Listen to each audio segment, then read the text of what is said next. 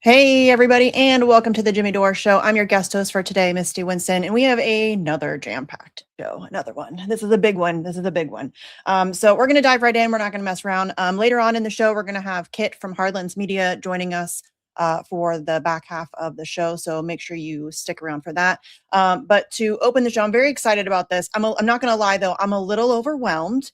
So we're going to be talking to Whitney Webb and Mark Goodwin. So Whitney Webb, and obviously don't need an introduction here, but we're going to do one anyway. Whitney Webb is an independent investigative journalist, author, and contributing editor at Unlimited Hangout. And Mark Goodwin is the former editor-in-chief of Bitcoin Magazine and the author of The Bitcoin Dollar and Economic Monomyth. Together, they have recently written a monster, absolutely monster investigative piece on the history, origins, and ambitions of Polymarket. The first part was recently published, so we're going to go through that. And then maybe at the end, we'll talk a little bit about what we can expect for the second half of this piece. So let's bring in Mark and Whitney. Hey, guys. Thanks for joining me. I appreciate it. Hello, Misty. Hey. Yeah, Good to see you guys. us. Yeah, of course. This is, I'm not going to lie, a little overwhelming.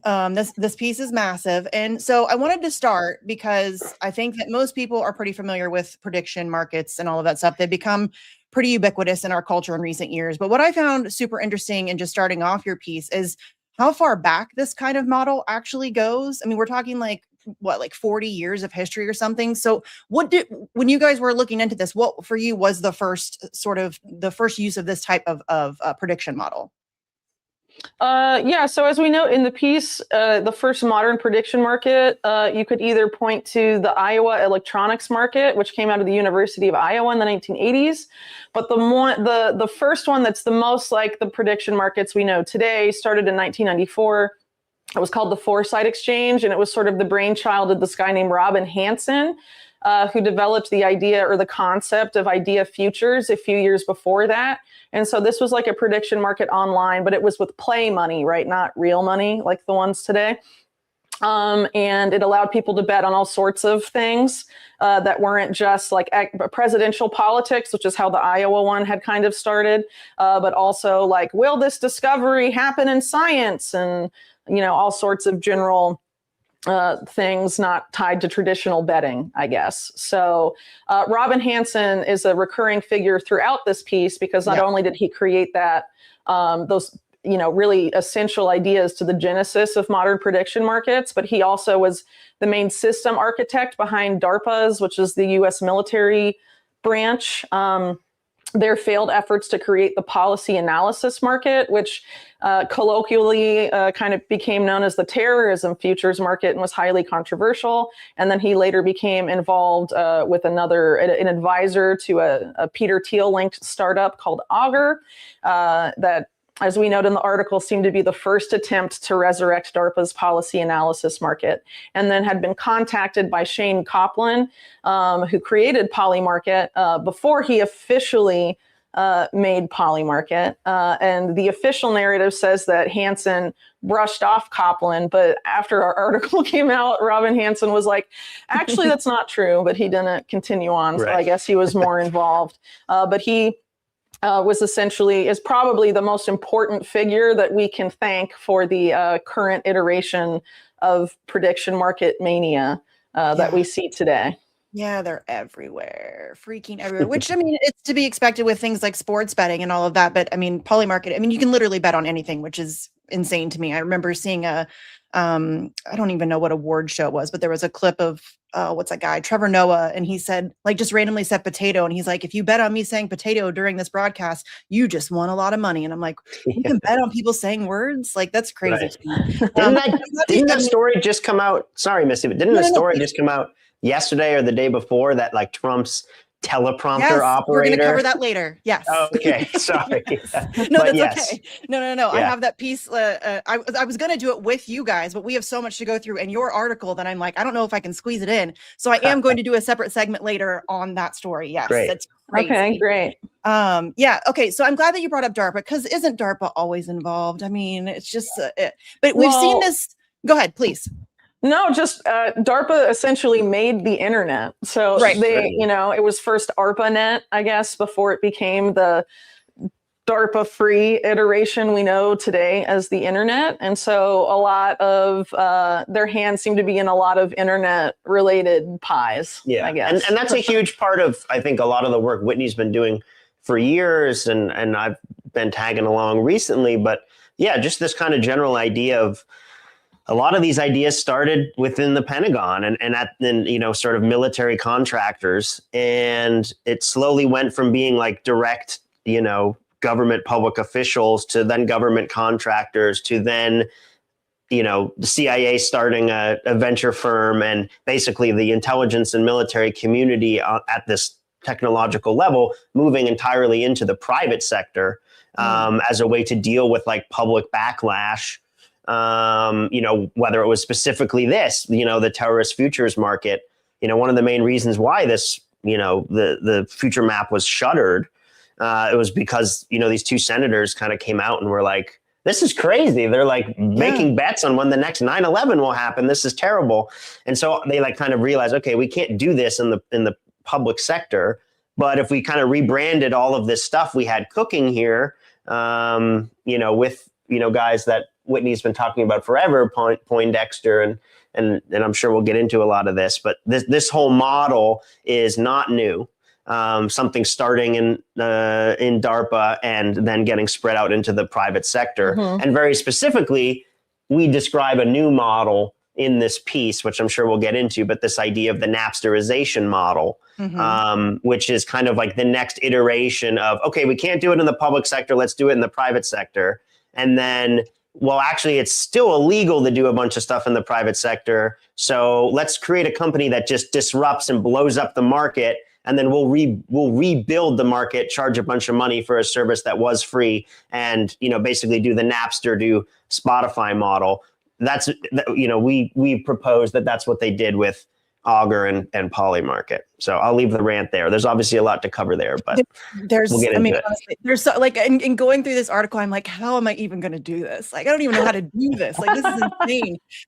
It's just a lot. It's a lot. And my brain is so scattered that it's difficult for me to like hold things in places where they're supposed to be. And so I go all over the place. So I'm going to try really hard, guys, to be at least slightly. No, don't worry about it. It is a lot of stuff. And honestly, it would be hard for me to keep it all in my brain if I wasn't putting it like on paper and publishing it as articles, right? Because if you're just like absorbing this stuff, it's hard to talk about it without organizing it, which is why we do long form investigative stuff. It's for the people that want to see the process and also the sourcing, but also like just for me, it's much easier to talk about something if I've written it out, Yeah, that's fair. Because I've always been very intimidated by your brain, and Mark, you as well. But I mean, just like the idea that you're able to keep all of this information and then pull it, like I'm able to absorb information, but then to keep the names and the dates and the stuff and the programs and everything to just have readily available to pull at will. I don't have that.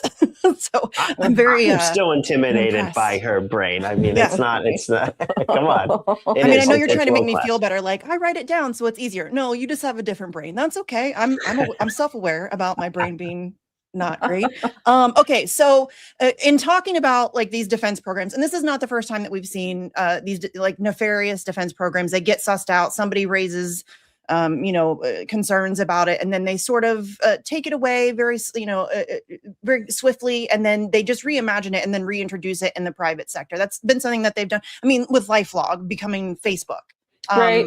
It's that sort of same thing. And is that it? I mean, essentially, that's what happened here, right? They had this the policy analysis market, and and essentially it was just like betting on terrorists, right? Betting on terrorism. And is the theory that that if they have this market where you can bet on those things, are they positing that is a way that they can then prevent those things from happening, because then they can see who's betting where?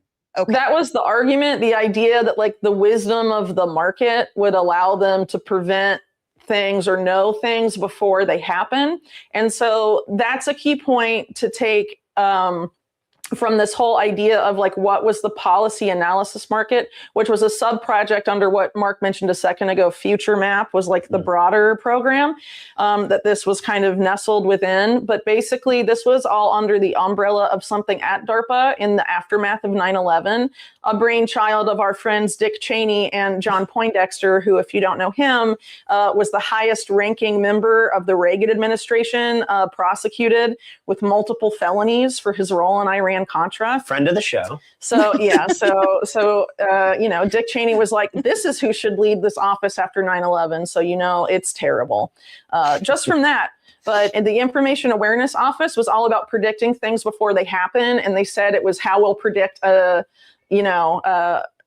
9/11 before it happens, was the justification at the time. But if you go back and study 9/11 and know that these motherfuckers were involved in creating 9/11, then obviously, they have an ulterior motive there.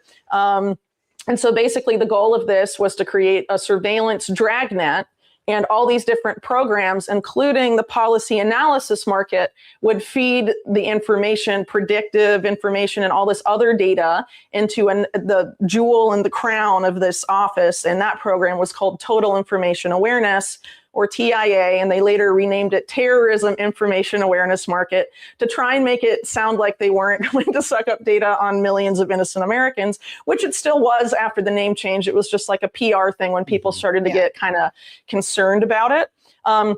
So basically the outcomes predicted by things like the policy analysis market would have been fed into TIA. And so I've actually written about TIA a lot over the past several years. And if you're familiar with my work, you may know that I reported back in 2020 that Palantir is the privatized version of TIA. If you look at the evidence, it's very obvious that it's exactly what Peter Thiel and Alex Karp set out to do, incorporating Palantir right after the controversy hit TIA. They have that name change, and then a neocon in the Bush administration, in the Department of Defense specifically, is contacted by Thiel and Karp and sets them up with Poindexter because they want to recreate, and this is in mainstream media, they wanted to recreate what Poindexter had tried to do at DARPA. This is literally what it's supposed to be.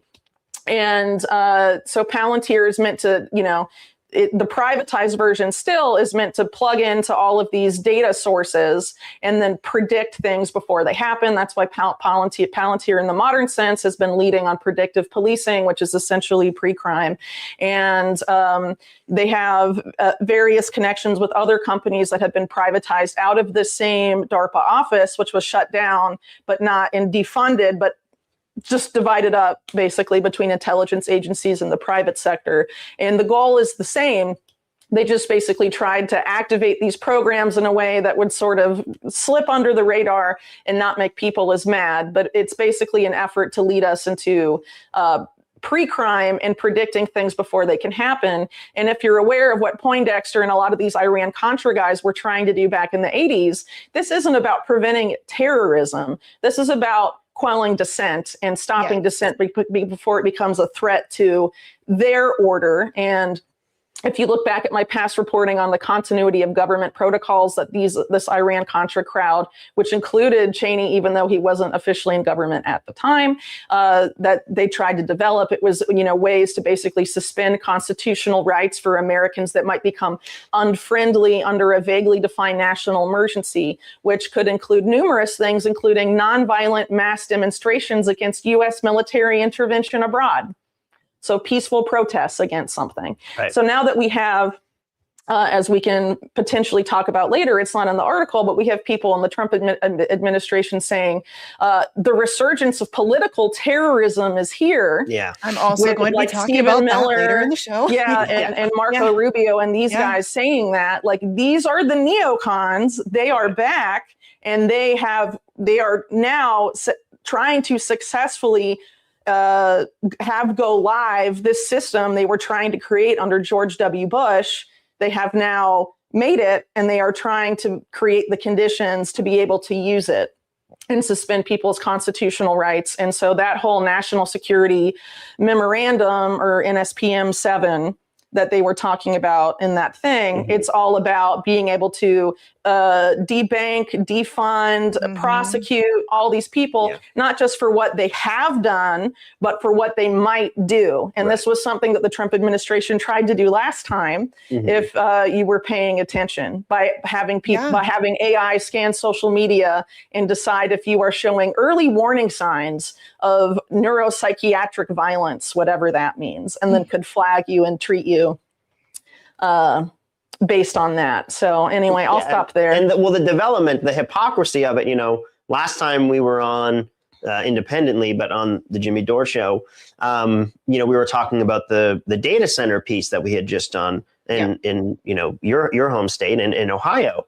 And there's been a ton of public backlash at the data center movement, since it's become a really big political, I'm not saying since we went on I'm not saying it's us, but since, since that time, it's talked about more. Yeah. Yeah. It's become a really big talking point, and people are starting to really push back. And you look at, these guys that's the big money behind AI, these Andreessen Horowitz, Mark Andreessen, Thiel, and this group that, a year ago was on this big publicity tour about being debanked and about how banking is this constitutional or human right. And it's so crazy that the Biden war on crypto, or on speech, right? Or censorship. Yeah. We're mad about these things. Yeah. The right was so persecuted. And now, they're literally, the State Department is hosting, like their own little like Bonnaroo, like a little festival, and they're all coming together and they're like, we're going to work with local law enforcement and intelligence and the State Department and the military to identify, disrupt, debank lefties. It's like, what have the lefties done? If this isn't about speech, what have they done? There hasn't been a terrorist attack yet. I mean, it's not like there's been a data center that's blown up, or, I mean, nothing has happened. I'm not saying that it won't happen, or that it won't be, a big deal moving on, that there might not be a violent leftist pushback. I'm not saying that won't happen, but it hasn't happened. So what are we basing this on if it's not speech, if it's not rhetoric? And obviously it is. And these guys, now that it's like, oh, shoot, they're attacking us for, this data center push, because people have realized that, oh, maybe this isn't data centers to like, solve cancer or fix agricultural problems or whatever. Maybe it's just a giant surveillance dragnet to go through all of our communications and triangulate everything and do heuristic analysis and everything. Maybe these data centers aren't pro-human. Maybe they are taking jobs. Maybe this isn't a good thing. And now they're like setting up an unbelievable group of collaborators to attack political dissonance. And, this is America. We should have political dissonance. It should be allowed. Obviously, there's things that we don't condone, and there's things that are illegal and unconstitutional within dissonance. But being a dissident shouldn't be something you should be afraid of being debanked for, especially after the way this administration came in. Well, it's unconstitutional at the end of the day.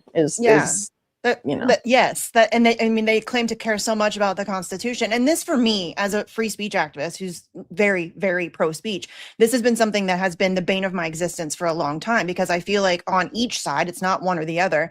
Leftists are all about free speech until they want to shut somebody on the right up. And vice versa. The people on the right are very pro-free speech until they want to shut somebody on the left up. And so there's this just unbelievable glaring hypocrisy on both sides. And everybody wants their rights until they can effectively use it against their enemies. And so it'll be used against everybody. Yes. That's the point. So today, they're saying it's about leftists, but it's really going to be about anyone who complains about specific agendas of the administration that's in power, even if it switches from, red party to blue party or whatever. It's really all the same anyway. Yeah, it's still going to be the same. So, the AI data center building push and the AI infrastructure build out, people that get in the way of that, even if they're on the right, will be targeted by this. Right. Yeah. And if you are against, I don't know, perhaps the Iran war as that continues to go, even though a lot of people on the right are against that, you could be treated as a political terrorist for speech. Yeah. There's a lot of efforts to develop this, and I would encourage people to go look at reporting by Unlimited Hangout from the past and others, just about how the U.S. government has been defining domestic terrorism in recent years. For a long time. I mean, I remember it was maybe 2016, 2017, maybe. I may be way off on the date there, but some years ago, I remember, I think it was Department of Homeland Security put out that little flyer thing about domestic violent extremists. And it was basically everybody. Like, hey, do you care about the environment just a little too much? You're an extremist. Hey, do you care about speech a little too much? You're an extremist. My personal favorite is if you are against or angered by a perceived government overreach. Yeah. Yes. Yeah. Suddenly you're a terrorist. And these words, I mean, now basically getting this whole coalition of baddies, of ghouls together to fight, terror. The terror is such a good boogeyman because it can be redefined. Terror is such a subjective definition. Of course, there are things most people can agree on are terror, but they can just say, "Oh, you're a terrorist. You're a domestic." It's so wishy-washy. But at the end of the day, the real terrorists are the national security state of the U.S. and several other countries. So any claim by them to actually be fighting terrorism is crap. Yeah. I'm pretty sure this administration is waging a war without congressional approval. So I don't know. And blowing up girls' schools. Yeah. Yeah, using Anthropic AI. I mean, slaughtering civilians en masse, aiding and funding a genocide. I mean, we could go on and on and on. So yes, and I've been saying this for a long time. I mean, the United States is easily the world's largest terrorist organization, if by any measurable definition. Yeah, I don't think that there's any really debating that at this point. I mean, by far, it's not even close, like not even close. I mean, somebody argued with me the other day that it's Israel that is in fact, and no, Israel has nothing on us. They haven't even existed long enough to be on our level. So yeah, I mean, it's a crazy thing to watch this play out. And it's crazy to see American citizens cheering for this kind of stuff and not recognizing the danger that it puts them in. And again, it's that weird tribalism and hypocrisy where, oh, well, that person I don't like is going to be impacted by this, so I'm going to cheer it on, without the foresight of recognizing that this is coming for you too. And I mean, we've seen that time and time again. I mean, you had the right cheering on Black Lives Matter protesters getting brutalized, and then you had Black Lives Matter protesters cheering when J6ers got brutalized. And I'm like, you guys don't even realize that the reason this happens to you is because you cheer it on when it happens to the other side, and you're effectively giving permission for it to continue. And it's just and you're not allowed to be critical of the U.S. government. I mean, they might make it illegal. Right now, it's not, which is nice. I'm glad we can all talk here today. But it's like, you can only be mad at Israel. You can only be mad at Russia. And, obviously we saw last night, China. And, it's like, those are, there's some blame to be given there. Sure. But like, why not get mad at the U.S. government for what they're doing? Why do we have to blame, China or Russia or Israel for everything, and not the U.S. government for their participation on all of these things? I think the multipolar world, again, we could go talk 7 hours on a lot of these threads being brought up here, and I'm sure we should go back to prediction markets, but but maybe this is a good segue. It's an interesting thing. We got a lot of shit for this article because Whitney dared use the Israeli VC ties as the example in her tweet, explaining the bullshit origin story of Shane Copeland and Polymarket, of being like, hey, he actually had this company beforehand that had all these ties to Israeli VCs, including family members of Netanyahu. And people went insane on us about how we're anti-Semitic and all this because we're talking about Israel. It's like, no, the piece is about DARPA. The piece is about U.S. intelligence. There's a bit about Israel in there, but like, what are we talking about? Well, let's talk a little bit about that. Because Polymarket has been presented as this like cool, new, hip prediction market, like fun, trendy, whatever, founded by this plucky young college dropout who, he built it in his bathroom, Misty, all alone in his bathroom with a laptop on his toilet. I mean, how many times have we heard that story? Google was started in a garage. Jeff Bezos, this plucky young guy, started Amazon from his garage. Like, it's just this ridiculous story that we just keep getting force-fed over and over again. So, and it's obviously just a front. And, they try to claim that this kid is just, this random guy who had this great idea. And it's not that. So who is Shane Copeland? Who is this guy? So he grew up in New York, and as a teen, he was like smart but unmotivated. And he pretty much like admitted that as a teen, he realized that he'd have to find a different way to compete with his peers than conventional means to achieve his dreams of becoming fabulously wealthy, which of course he has since achieved. So he did figure out a way to compete unconventionally. And as we note in the article, it seems like he did that by studying up on the big tech billionaires like Mark Zuckerberg of Facebook, which we talked about being very similar, almost too similar to DARPA's LifeLog. And also Travis Kalanick, who is of Uber fame and would later go in to invest in Polymarket, interestingly enough. And so basically, he became like a top expert as a teenager interning at this company called Rap Genius, which later just became called Genius, which is like this effort to annotate the web.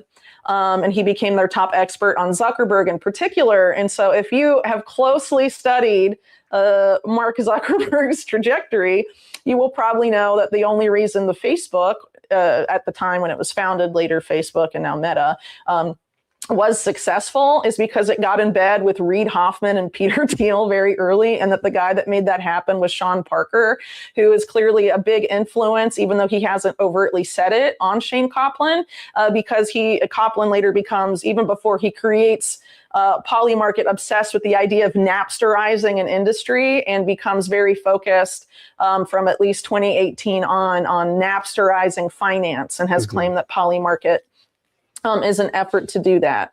And so basically, you know, he's in all these profiles that have been written about him since Polymarket has like exploded in popularity and use. Not a single of them mention his company before Polymarket, which we thought was really weird, because they're basically treating it as he was a nobody and was broke. And then, but was into crypto. And then during COVID, he was like, oh, we need a way to predict stuff because of all this uncertainty in COVID.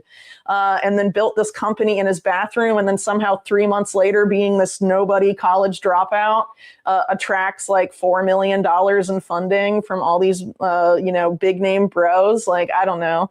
That doesn't really happen. You know, Epstein was a college dropout that somehow got all this stuff thrown at him too. Like, it's, you know, there's something else going on there. And so we found this other company that he had before then, which was first called Token Bank and later became called Token Union.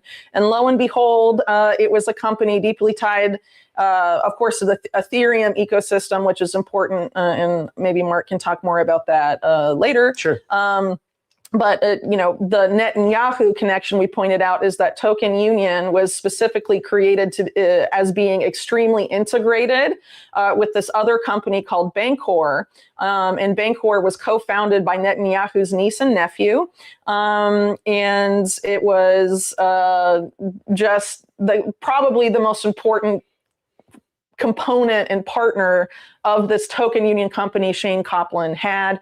And then a couple of his advisors to this Token Union company were also kind of big name people with both ties. They were also simultaneously advisors to Bancor, and one of them in particular intimately involved in the Israeli venture capital scene, particularly as it relates to crypto and other high-tech ventures. And he is also in other ways explicitly partnered with other VC firms created by veterans of Israeli intelligence. And that particular firm that he's partnered with, their stated goal is to basically take Unit 8200 projects that were previously done in-house and then basically privatize them off, which also coincidentally from 2012 on has been an admitted Israeli state policy that they're using a bunch of these Unit 8200 veteran company as fronts actively for Israeli intelligence.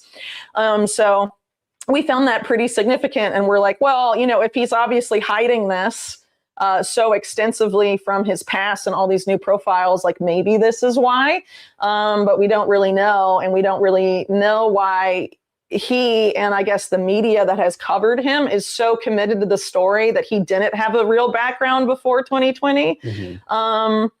But obviously he had all these ties to like prominent VCs and to prominent crypto companies that are tied to the prime minister of Israel's family. And that probably explains how 3 months after he founded Polymarket and built it in his bathroom, that he was able to attract $4 million in funding from partners at like Andreessen Horowitz and the Balaji guy who did the network state, and then all these prominent Coinbase veterans who at the same time had sort of sunset the competitor to Polymarket that we talked about earlier, Augur, that was basically pretty much overtly created to be a resurrection of DARPA's policy analysis market. And actually in part 2, but though we found it after publishing part 1, there's an interview that Copland gave in 2020 just after attracting this, $4 million in investment in, a 3-month-old Polymarket or wherever, where he basically says, when asked about DARPA's policy analysis market, he's like, yes, I'm super familiar. This is what they were trying to do. Oh, and also it's a key part of the passion behind why my team and I built Polymarket. Right. The other thing that's interesting about this company pre-Polymarket is not only, of course, the Netanyahu Israeli intelligence connections. Yes, I think that's fair to say. but also it's the first time where we can see Shane being connected to the Teal nexus. Yeah. I should have brought that up. So the Netanyahu's niece, before creating Bancor, this company, had been a partner at Teal's Founders Fund. And then Augur, which is we sort of frame as the predecessor to Polymarket, had been created by a Peter Thiel fellow, Joey Krug. And then he had sort of been intimately involved with Vitalik Buterin, the Ethereum co-founder, who was also a Thiel fellow, to develop that. And then, of course, Krug and Founders Fund come back and lead, I think, the Seed A round for Polymarket, sort of projecting it to the crazy heights it's seen since the 2024 U.S. presidential election. And this is significant because Thiel is the main guy that has privatized all these other information awareness office projects out of DARPA. Yeah. He's the one that privatized TIA as Palantir. He's the money source that allows Facebook to become an analog to the shuttered DARPA project known as LifeLog. And here his money is again resurrecting the policy analysis market. Right. And then what a coincidence. And we look at early PayPal, which for some reason, everybody loves to talk about the PayPal mafia, but people don't like to talk about PayPal for some reason. And PayPal is one of the most important companies ever. They dollarized the internet. They made basically the de facto currency of the internet, the US dollar, which is an incredibly huge deal. Yeah. And no one ever talks about that. They talk about crypto, they talk about Bitcoin, but like the first guys that did this in a way that scaled was PayPal. And interestingly, where did PayPal kind of come out of? It kind of came out of the Stanford nexus in Silicon Valley, but specifically Stanford. And then where did they get their first money? Obviously, Thiel ran his own hedge fund and was a foreign exchange trader of currencies. And he put $1 million into the company with Levchin when they founded it. But the first institutional investor was Idea Labs, which was this incubator in Southern California. This guy, Lou Kerner, who's one of the main advisors to Token Bank, who's this guy that has all these connections to, former IDF funds. Yeah.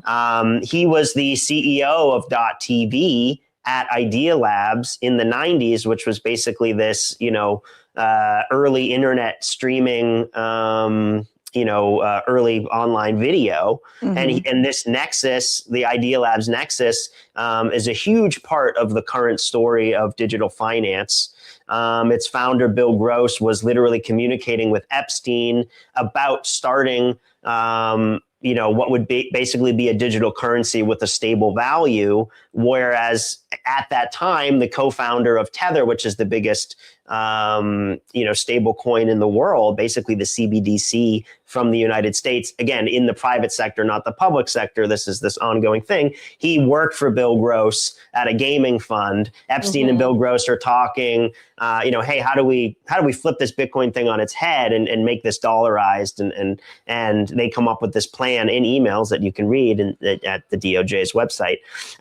So this nexus, that same guy gave the first investment into PayPal, and the co-founder of Idea Labs is this guy, Bill Elkis, and he was a trustee of the J. Epstein Foundation in the 90s, like a longtime, multi-decade friend of Epstein.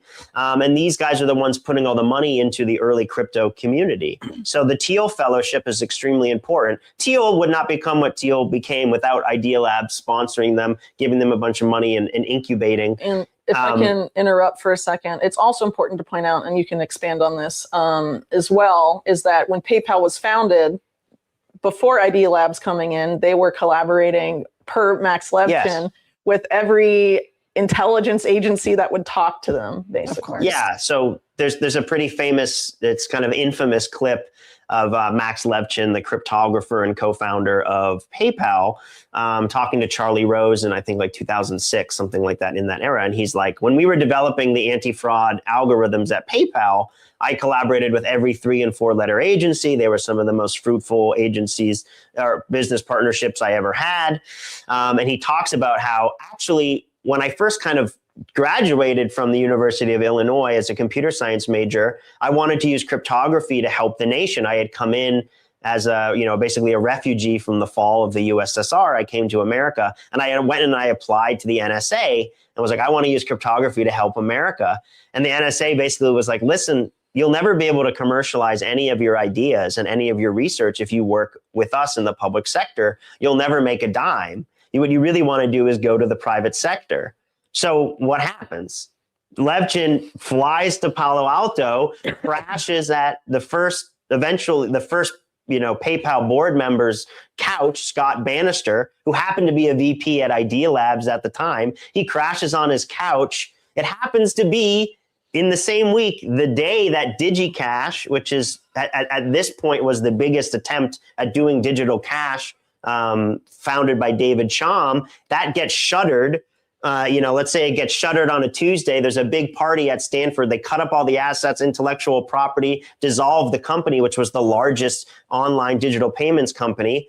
And then 2 days later, Levchin has breakfast with Peter Thiel and comes up with an idea of making cryptographic money with PayPal. At their first meeting. At their first meeting, 2 days after DigiCash shutters, the party's on Stanford grounds. He's living on Stanford grounds. He goes and has breakfast with Thiel on Stanford grounds. They start PayPal. That's kind of the first iteration of this Napsterization model where you have Napster, DigiCash. They disrupt the payment space, inventing all of this stuff, but there's too much litigation and legislation and it doesn't scale properly. And there's a lot of issues with it. So, hey, let's spin off and let's create this new company that will basically slide into this market that no one's dominated yet and create a monopoly. We're totally in the private sector, but we're talking to all the public sector, all of the intelligence agencies, and then they somehow manage to create digital dollars. It's quite a coincidence. And this model, the Napsterization model, like Sean Fanning and Sean Parker, who created Napster. Sean Parker, kind of has a similar story where he got in a lot of trouble when he was 15 and 16 years old for hacking a Fortune 500 company and some government websites. And the FBI raided his house, much like they raided Shane Copeland's house, and basically gave him community service. And as he admits, the CIA attempted to recruit him because, showing that you can hack into Fortune 500 companies and government websites is a pretty good, recruitment tool for the CIA. And where does he go? Instead of going to the CIA, he goes and works for Mark Pincus in DC at Freeloader, and he goes and works for UNet, also in DC. Mark Pincus becomes the co-founder of Zynga, which is one of the main reasons why Facebook explodes into the juggernaut it does.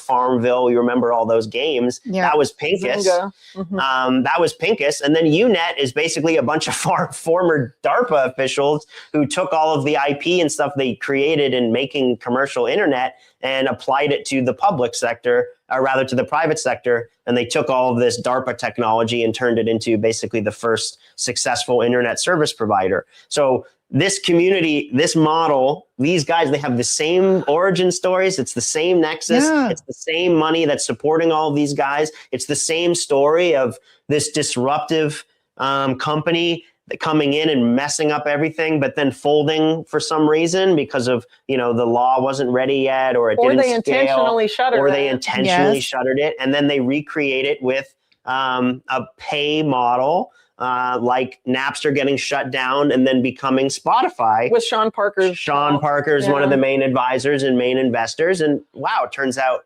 he turned it into a multi-billion-dollar company, this thing that they created in their bedroom, So yeah.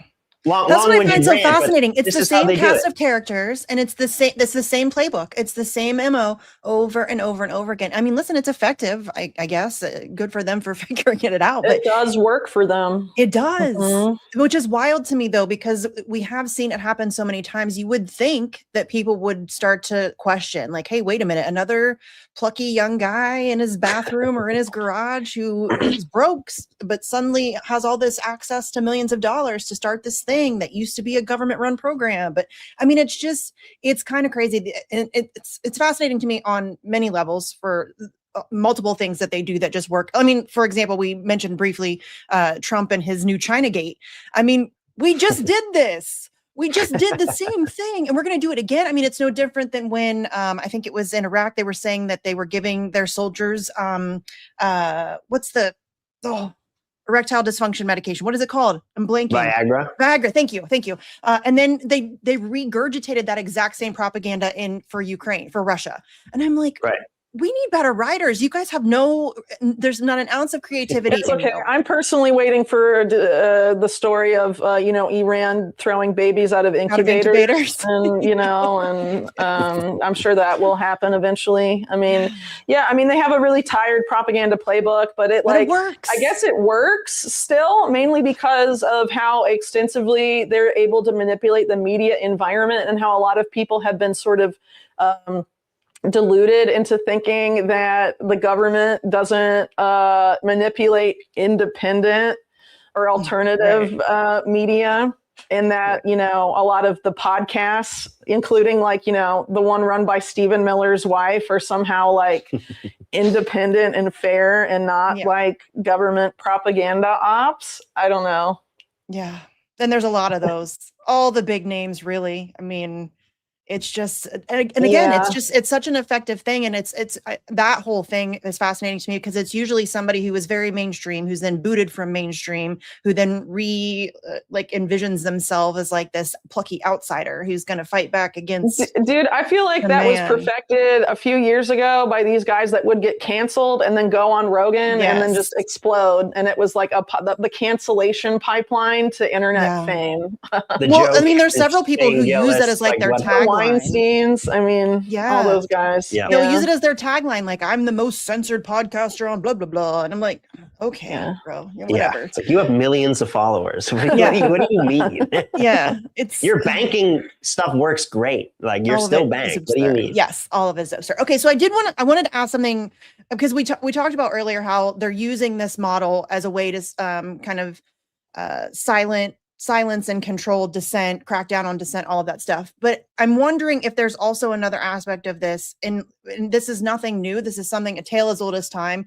The management of narratives, because I feel like they are very effective at, and we see it there's a montage I saw earlier when I was doing research for this, where they were showing different mainstream news people saying, well, the predictive markets say, and I feel like that repetition of the markets say, that seeps into a consciousness. And then you start to, you can manufacture consent through that sort of a thing. You can implant narratives, you can manage narratives, you can change narratives, all of that stuff. I feel like that is kind of at least for me, when I saw that montage, I was like, oh yeah, okay, yes, that's exactly what they're doing. Well, good on you, Misty. So I don't know if we really talked about it yet, but the article that we're talking about right now is actually part one of a 2-part series. So what you just touched on is something that we were planning exploring in part 2, which is the idea of how, since these markets are now known for insider trading, and that even by their,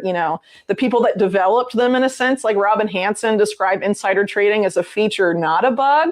That it also, the way it's being used now is giving these Polymarket unprecedented ability to manipulate reality. And manage media narratives and basically seed the idea that something will happen, or this is the outcome because the market says so, even though they've essentially said that, these markets can be manipulated. And, if you've been paying attention, a lot of the people in power are notorious for manipulating markets, right? And Wall Street executives go, get a slap on the wrist from the regulatory bodies of the US all the time for manipulating important markets and important market benchmarks.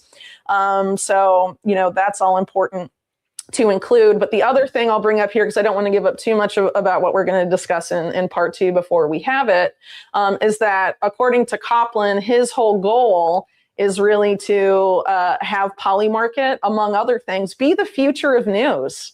And this is part of their reasoning behind their partnership with X, formerly Twitter, which is probably why our article made Nikita Beer very mad, because they want Polymarket and its, market outcomes and whatever to basically be treated as news stories. And at the same time, they've partnered with X, of course, they've partnered with Dow Jones, the parent company of the Wall Street Journal, with Substack, with tons of, media platforms of extreme significance. And they got also billions of dollars from the ICE, the giant exchange in New York. Yeah. Mhm. Yeah. So, and they're Palantir The New York partners. Stock Exchange. Oh yeah. Well, the Palantir being partnered with them is just an example of what I talked about earlier about how total information awareness and all the other programs at the Information Awareness Office were always meant to interface. And so, Right. of course, the modern iteration of total information awareness is partnered with the modern iteration of the policy analysis market. Yeah. Yeah.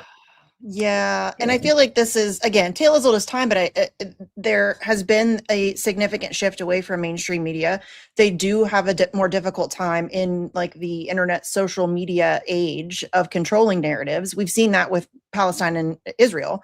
I mean, prior to October 7th, it was easy for them to just tell CNN what to say about whatever was happening in Gaza, and CNN would say it, and most people were none the wiser. And now we have people who are actively on the ground in real time reporting things that are happening. And I think that they've known that this is a problem for a long time. They've seen the shift away from mainstream press. I think that, as we talked about with the independent podcasters, that has been a very concentrated effort of shifting people into those positions as they're losing the support in the mainstream press, because then they can just kind of move things around. And this feels like this is just a really effective offshoot of that strategy, where they can use these markets. And I mean, just if you repeat it enough times, people will just start to believe it. And then subconsciously they just accept that, oh yeah, we're going to attack Iran, or we're going to whatever.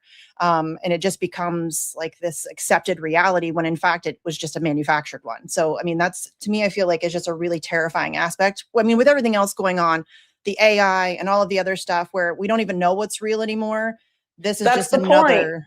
Yeah. Yes. Eric Schmidt of Google and Henry Kissinger wrote a book saying this is what AI will do, like 5 or 6 years ago. Yeah. Mm-hmm. And it's, again, been a very effective strategy. And they're what they were saying about it is like, once you can't tell what's real and what's not, you'll need a trusted AI to help sort through the noise for you.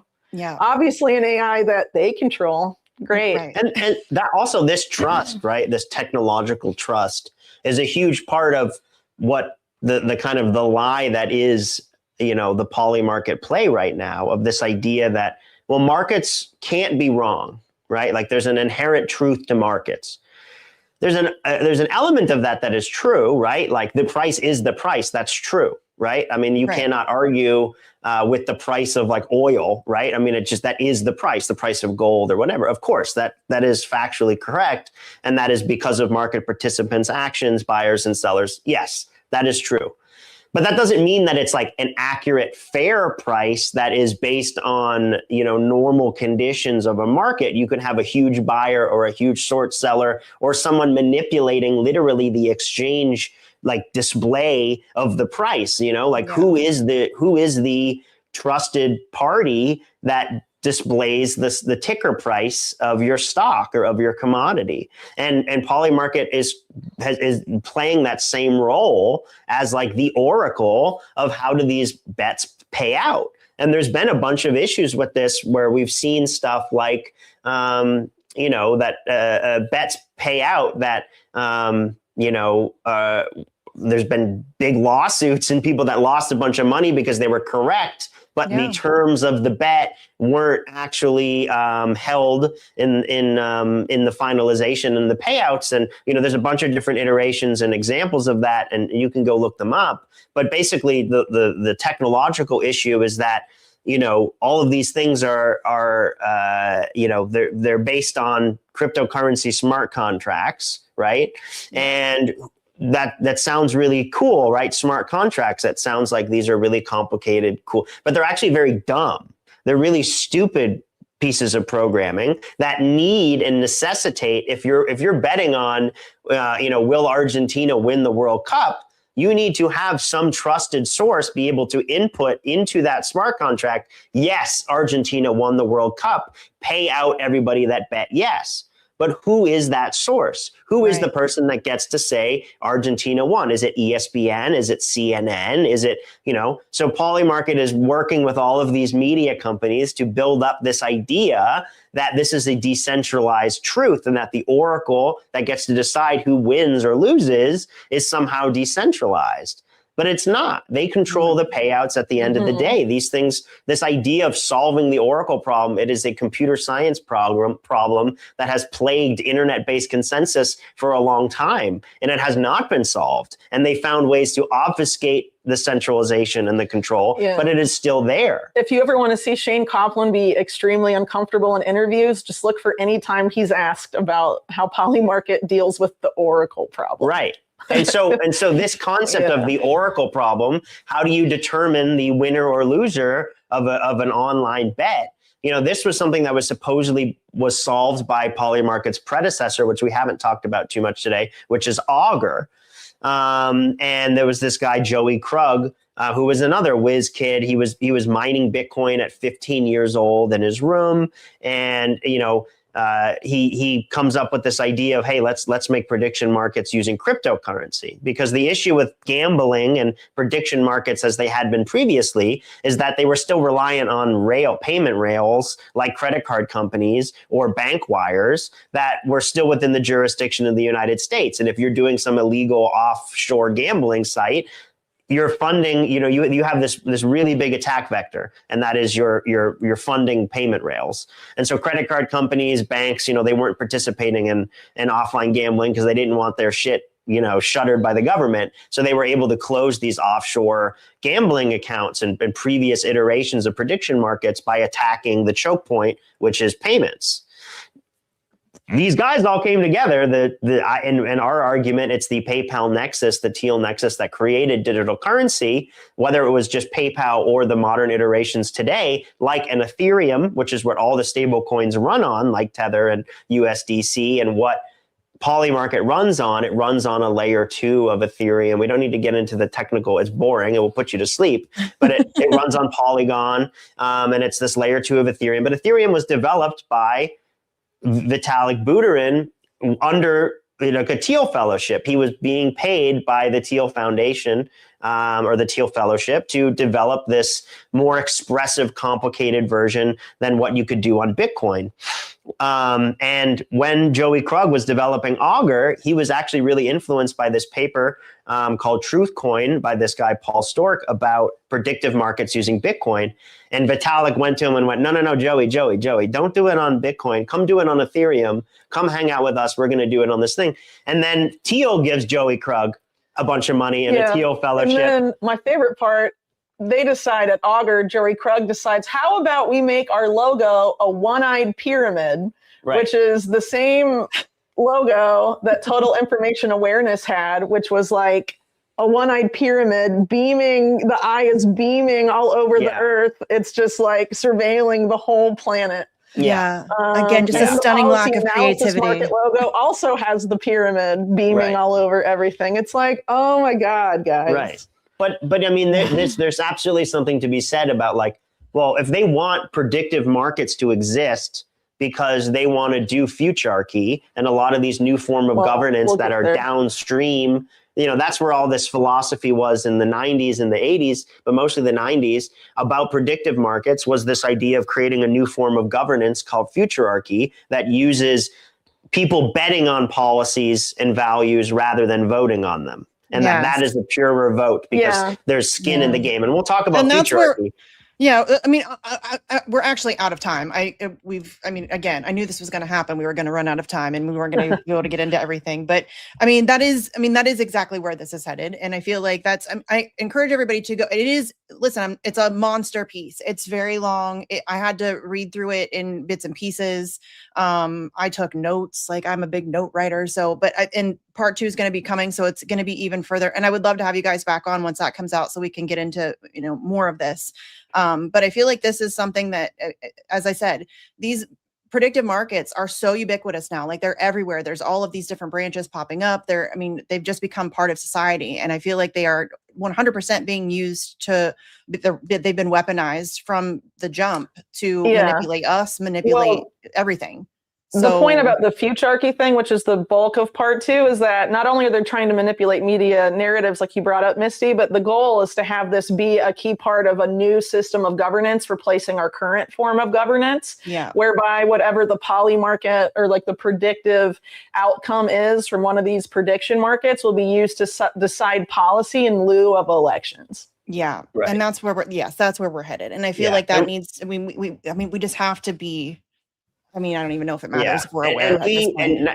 I know we are running out of time here, and I just wanted to throw in a quick. We actually just started a new podcast to just be able to sit down and talk about. It's like the idea is like the article is the meat and the potatoes and the sides, and it's a whole big feast, and it's a multi-day feast, and there's so much there. And then let's make this little thing where we sit down and we talk literally in this same room. Because not a lot of people read. Not a lot of people don't have time to read, but they have time to listen. Yeah. So yes, we know people have been asking for us to do this for years. Now we're doing it. Yes. I love that. It's publicly available already. The first one for members of Unlimited Hangout, but the public release will be next week, including on YouTube, which I have generally avoided most of my career. But one of the reasons we're doing it is if you think you've been watching videos of me on YouTube, you most likely have not. I've done maybe like 4 interviews all year.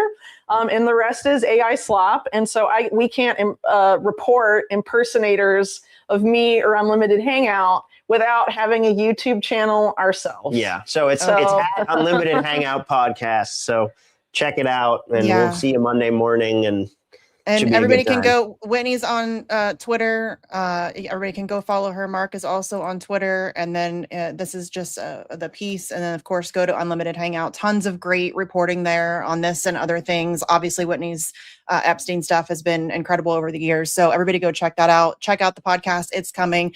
Guys, thank you so much. I appreciate you taking this much time. I apologize for taking this much time, but this article really required it. So no, it's all good. We definitely understand. It's a lot. Yeah. Thank you so much for having us, Misty. My brain hurt a little bit. Okay. All right, guys. Thank you. I appreciate it.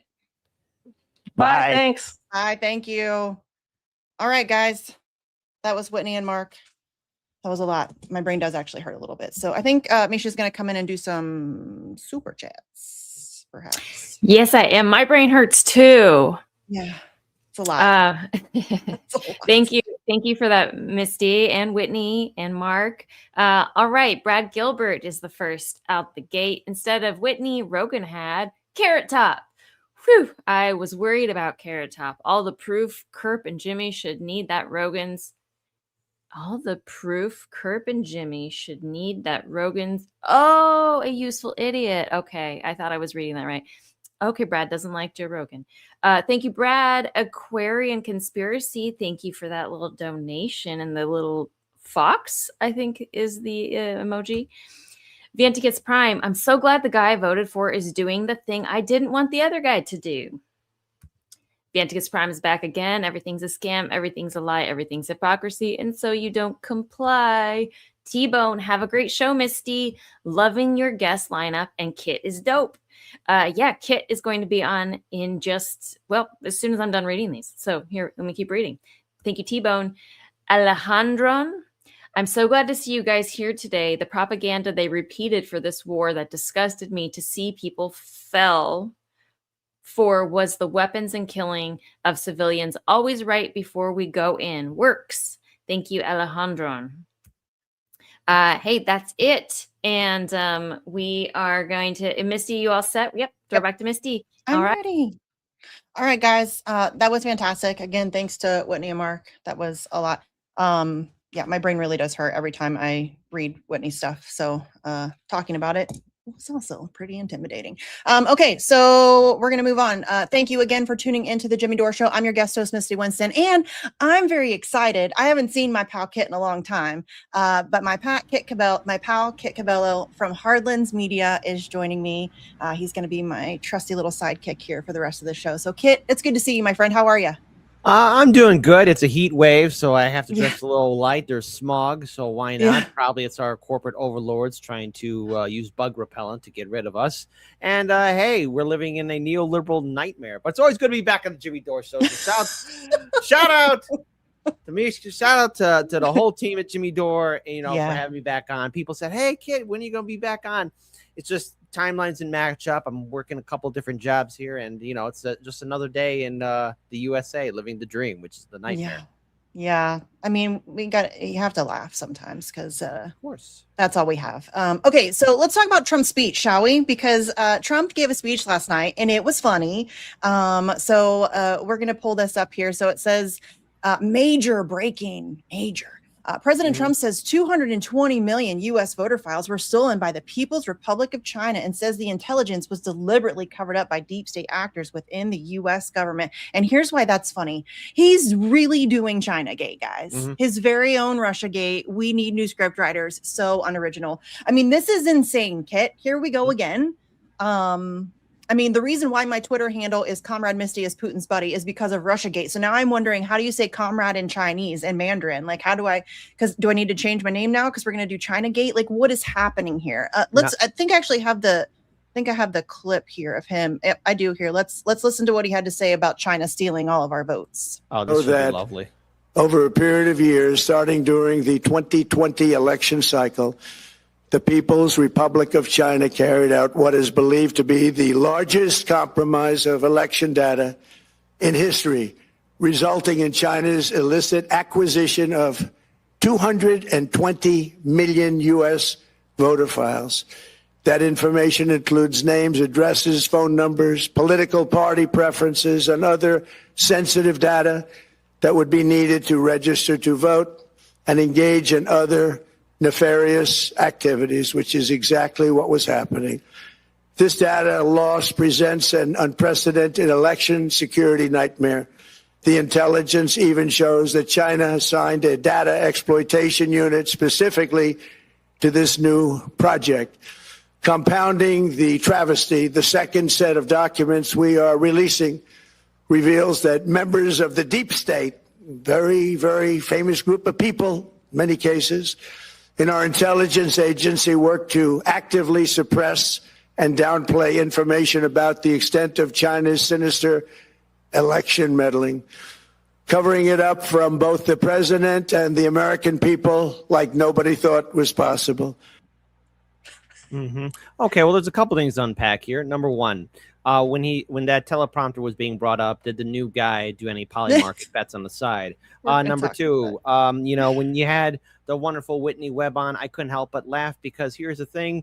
We are now in the Uno reverse card where Russiagate was a big thing and right-wingers and libertarians were being targeted and wrongly censored, which I was against. And now, oh no, it's Chinagate and somehow it's a deep state. Deep state, do they mean Mossad and the CIA being tag team champions again? Because when I think Chinagate, I'm thinking, was it Israel who did it or was it some other country? Because it's Russia, it's China, but yet AIPAC is the babysitter to all of Congress. I don't see any Russian or Chinese babysitters unless they were sponsored and sent in by AIPAC. So I think it's very clear here that this is just making it up as he goes along to cause another panic. Well, and I also want to bring up a little something that obviously, if you know me, you know I'm about to bring this up. So in 2017, WikiLeaks released Vault 7, which if you're unfamiliar, Vault 7 was the largest CIA leak in history. And in those releases, there was a whole host of really terrifying stuff. The way that they're able to spy on you through your phone and your smart TV, and the way they're able to hack into your car, your automobile, all of that stuff. So just some real, if you haven't read it, you should, because it's crazy. But this is what I wanted to talk about in terms of Chinagate, because WikiLeaks reveals marble framework used by the CIA to make hard the attribution. So here's what this means. So WikiLeaks released the third batch of the CIA Vault 7 archive that sheds light on anti-forensics tools used by the intelligence agency. The first tranche of CIA documents from Vault 7 was related to hacking tools and techniques, while the second batch included detailed info about hacking tools specifically designed to hack smart TVs, Android handhelds, Apple iPhones, Macs, and Windows systems. This third lot of documents, dubbed Marble, includes the source code files for the anti-forensic Marble framework. It contains 676 source code files of a secret anti-forensic Marble framework. The experts from the CIA have developed the Marble framework to make hard forensics activities on its malicious codes. The code used by the CIA was able to evade detection, implementing various techniques. For example, it is able to detect if the code runs in virtual machine sandbox. The Marble platform, this is the crux. The Marble platform makes hard the attribution of the attacks. The documents show how CIA can conduct a cyber attack in a way experts attributed to other countries, including Russia, China, North Korea, and Iran. So basically what they are saying is the CIA has the capability to enter into a computer. And listen, I am not a computer expert. So if I sound like an idiot, it's because I am. I don't know the terminologies and all of that stuff. But as a layperson, what I understand this to mean is that the CIA has the capability of entering into a computer system and inserting code that is in Russian or Chinese or Farsi, whatever they want, whatever language that they want, in order to make it appear as if it were a foreign actor. So I'm just putting that out there because we are now seeing these documents come out. We're seeing Trump talk about how there's all this evidence. There's all this evidence that China interfered. And I'm not saying, Kit, that China doesn't attempt to interfere with our elections. They absolutely do, as does every other major country on earth, right? Everyone does, yes. Everybody, nobody does it more than we do. No one on earth does it more than we do. And in fact, we're I the have world a video. heavyweight champions. We are the world heavyweight champions when it comes to this. And one thing I want to add in here is that, look, I mean, I get it. Humans, we're tribal. We go against each other. We've been doing it since the dawn of time. We're experts at killing ourselves, and no species will ever take that away from us.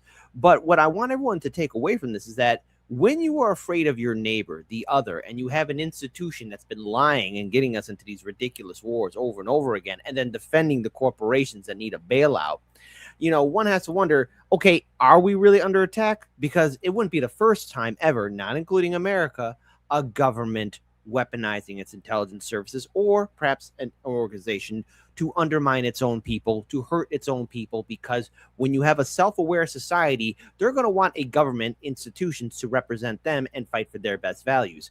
As soon as people start wisening up and realizing, hey, we're not being represented because APAC is taking control, lobby groups, big oil, the prison industrial complex are taking over, and we're getting nothing, of course we're going to say, hey, why are you doing this to us? Is it Russia that's denying us healthcare? Is it China that's making sure our streets have potholes?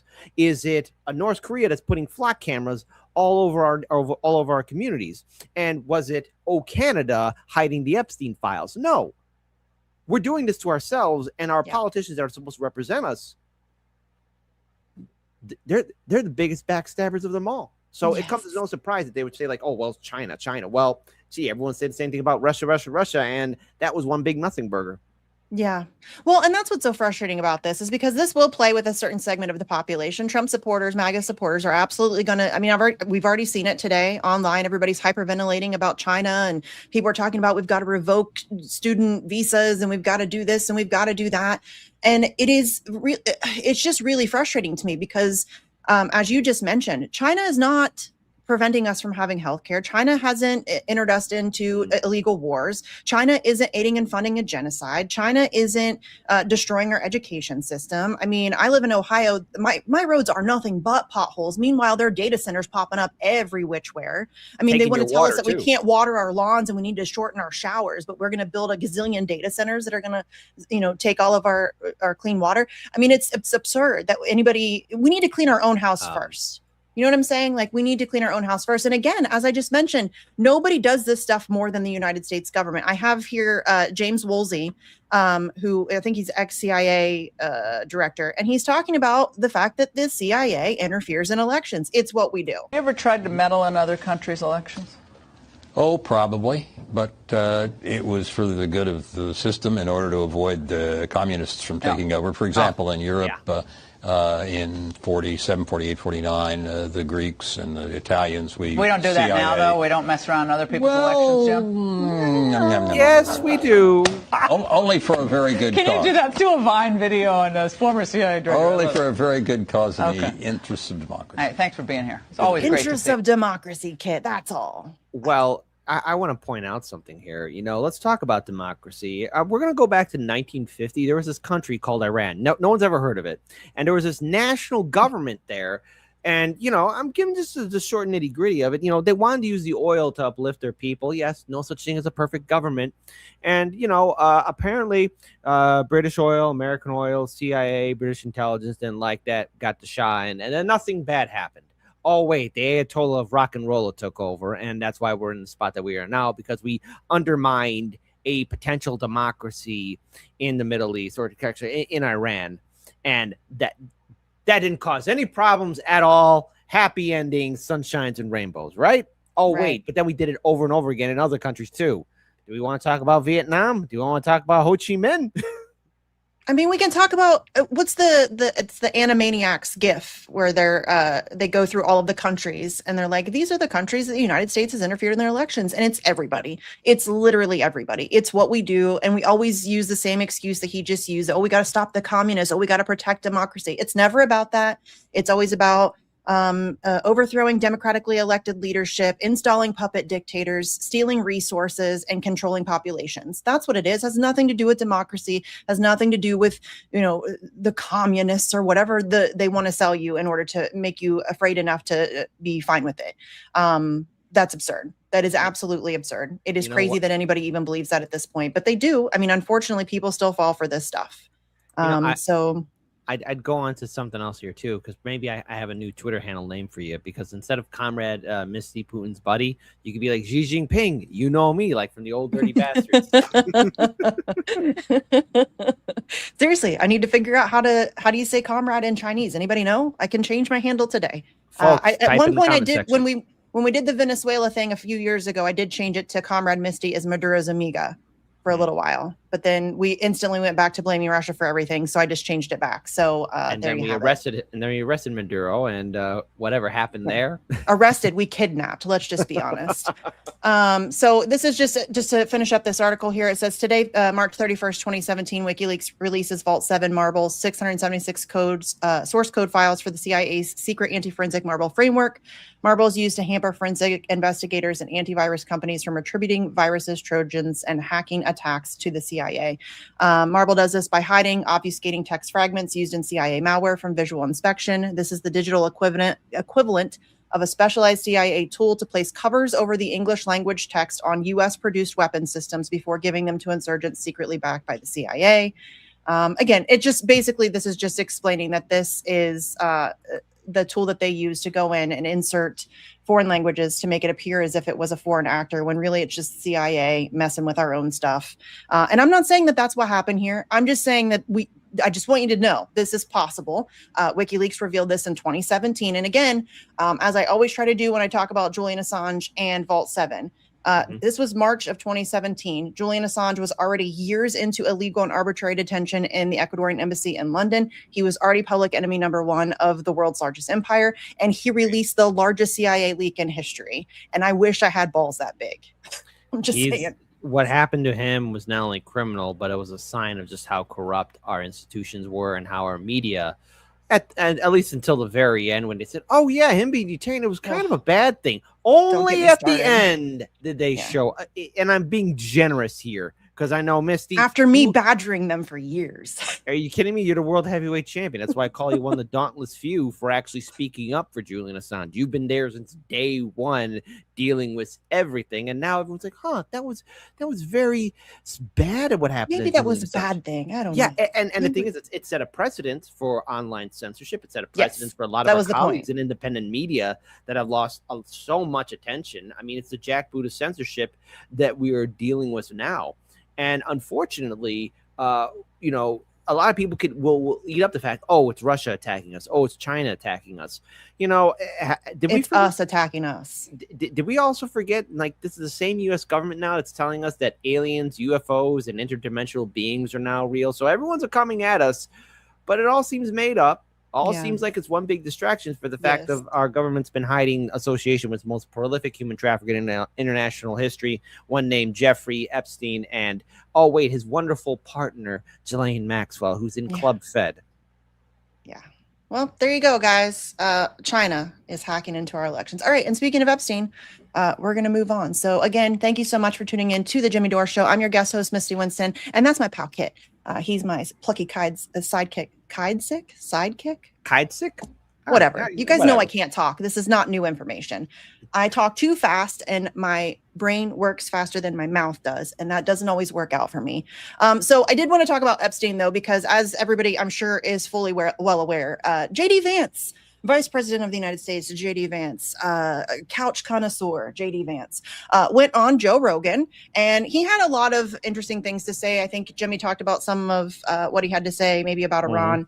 But I wanted to talk about the Epstein pieces that were in here, because I think that this, as you just mentioned, there's a lot of distractions going on, and not a single person has been arrested on the Epstein files yet. And that is a very frustrating thing to me, that there is a mountain of evidence supporting the existence of a global child sex trafficking ring that implicates people at extreme levels of power and influence, and nobody is going to be arrested for that. And that is a very disturbing fact. And it is just really depressing to me. So JD Vance went on Joe Rogan, and here's a piece where they're talking about Epstein being Mossad or CIA, and I thought that this was super interesting, especially in contrast to what Carolyn Leavitt had to say. Leavitt? I always say her name wrong. Let me make sure I'm getting the right clip. I have too many of them up. Is this one? Oh, Let's try to get me to meet him. Nope, wrong one. Sorry. Oh, I should have marked these better. My apologies. It's all good. Just remember, folks. People think he was Mossad. Yeah, Mossad or CIA or some other deep state, whether in America or Israel or another country, or both. Look, he clearly had connections to the highest levels of American intelligence. He clearly had connections to the highest levels of Israeli intelligence. Duh. Yeah, of course. The files showed that he knew everybody from Hollywood bigwigs, music producers, doctors, scientists, Wall Street executives, big bankers, royalty, ministers, senators, and Democrat and Republican politicians, Bill Clinton, Donald Trump. Whoa, where'd that come from? Right. And again, I think, as you were just saying, I highly please go watch the full thing for yourself. It's obviously very long. It's a Joe Rogan episode, but I don't want you to take these clips and think that I'm trying to frame things a certain way. Go watch it for yourself, inform yourself about what he actually had to say about all of this stuff. I think that that's important, obviously. But I just thought that clip was super interesting, because there you have JD Vance admitting that, yes, this guy had ties to high level Israeli and American intelligence. That's not even up for debate. It's not even something that anybody, I think, would even attempt to contradict. But then you have, here we go. It's just a hoax, guys. If you look at how this Epstein story sort of evolved over the past week, it's classic Washington hoax. Yes. You have Democrats on the Oversight Committee leaking redacted information to their favorite reporter at CNN, who then pops the story with that redacted information and does not reveal that the unredacted version is available. And the unredacted version proves that the so-called victim in this email is a woman who is unfortunately deceased, but prior to her death said on numerous occasions that President Trump never did anything wrong and was always incredibly friendly in her. Incredibly friendly, guys. Oh, buddies and pals all around. Here's the real breakdown. There have been so many women who reported that Ghislaine Maxwell was far worse than Epstein, and that's saying much. There have been victims who have died, deceased under mysterious circumstances when they gave no indication that they would partake in self-deletion. Got to be careful because of guidelines. I guess you have to be careful here and there, unfortunately. Hey, we're a free society. And speaking of a free society, how is it that this is the same Jeffrey Epstein who had blackmail material on the richest people in the world? One can make an argument that he probably never paid a bill because he had his people, his billionaire friends, looking like at Bill Gates, for example, maybe flip the bill for some of his stuff. I mean, you don't just have mansions and huge, nice New York apartment buildings or London.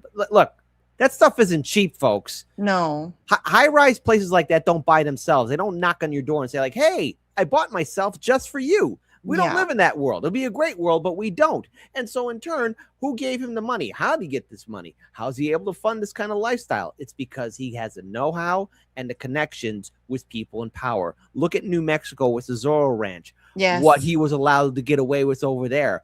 Boy, I would have loved to have some flock cameras there to capture in real time what happened to the bodies or who was going on to that ranch. Yeah. Well, and then again, I mean, we just had Whitney Webb on that. Everybody go read Whitney's work on Jeffrey Epstein, One Nation Under Blackmail. She goes into, and Epstein's history is weird. Like, it's just crazy. Like, he was given a teaching job. He's not a teacher. Like, all of the things that he was allowed to do, get away with, all of that stuff. I mean, it's very obvious to me that he was an asset of definitely the United States and certainly Israel. I just don't think that's up for debate. But the idea that they're still trying to use the hoax line for any aspect of this story, and it's also very frustrating to me that they're trying to essentially victim blame and say, and I've heard her do it. I think Vance also did it in the Rogan episode. I'm not sure if I pulled that clip or not, but he talks about how the redaction process was difficult because some of these women who were initially victims then became perpetrators, but they're still victims. Like, they are, even if they were brought in, once you're brought into that situation, you are then fearful for your life, and you kind of just have to do whatever you have to do to survive. And so were they also recruiting girls and all of that? Yes, for sure. But they didn't have much choice. And the idea that they're trying to victim blame them and act as if they are now the bad guy that we need to be in, it just makes me very angry when they do that stuff.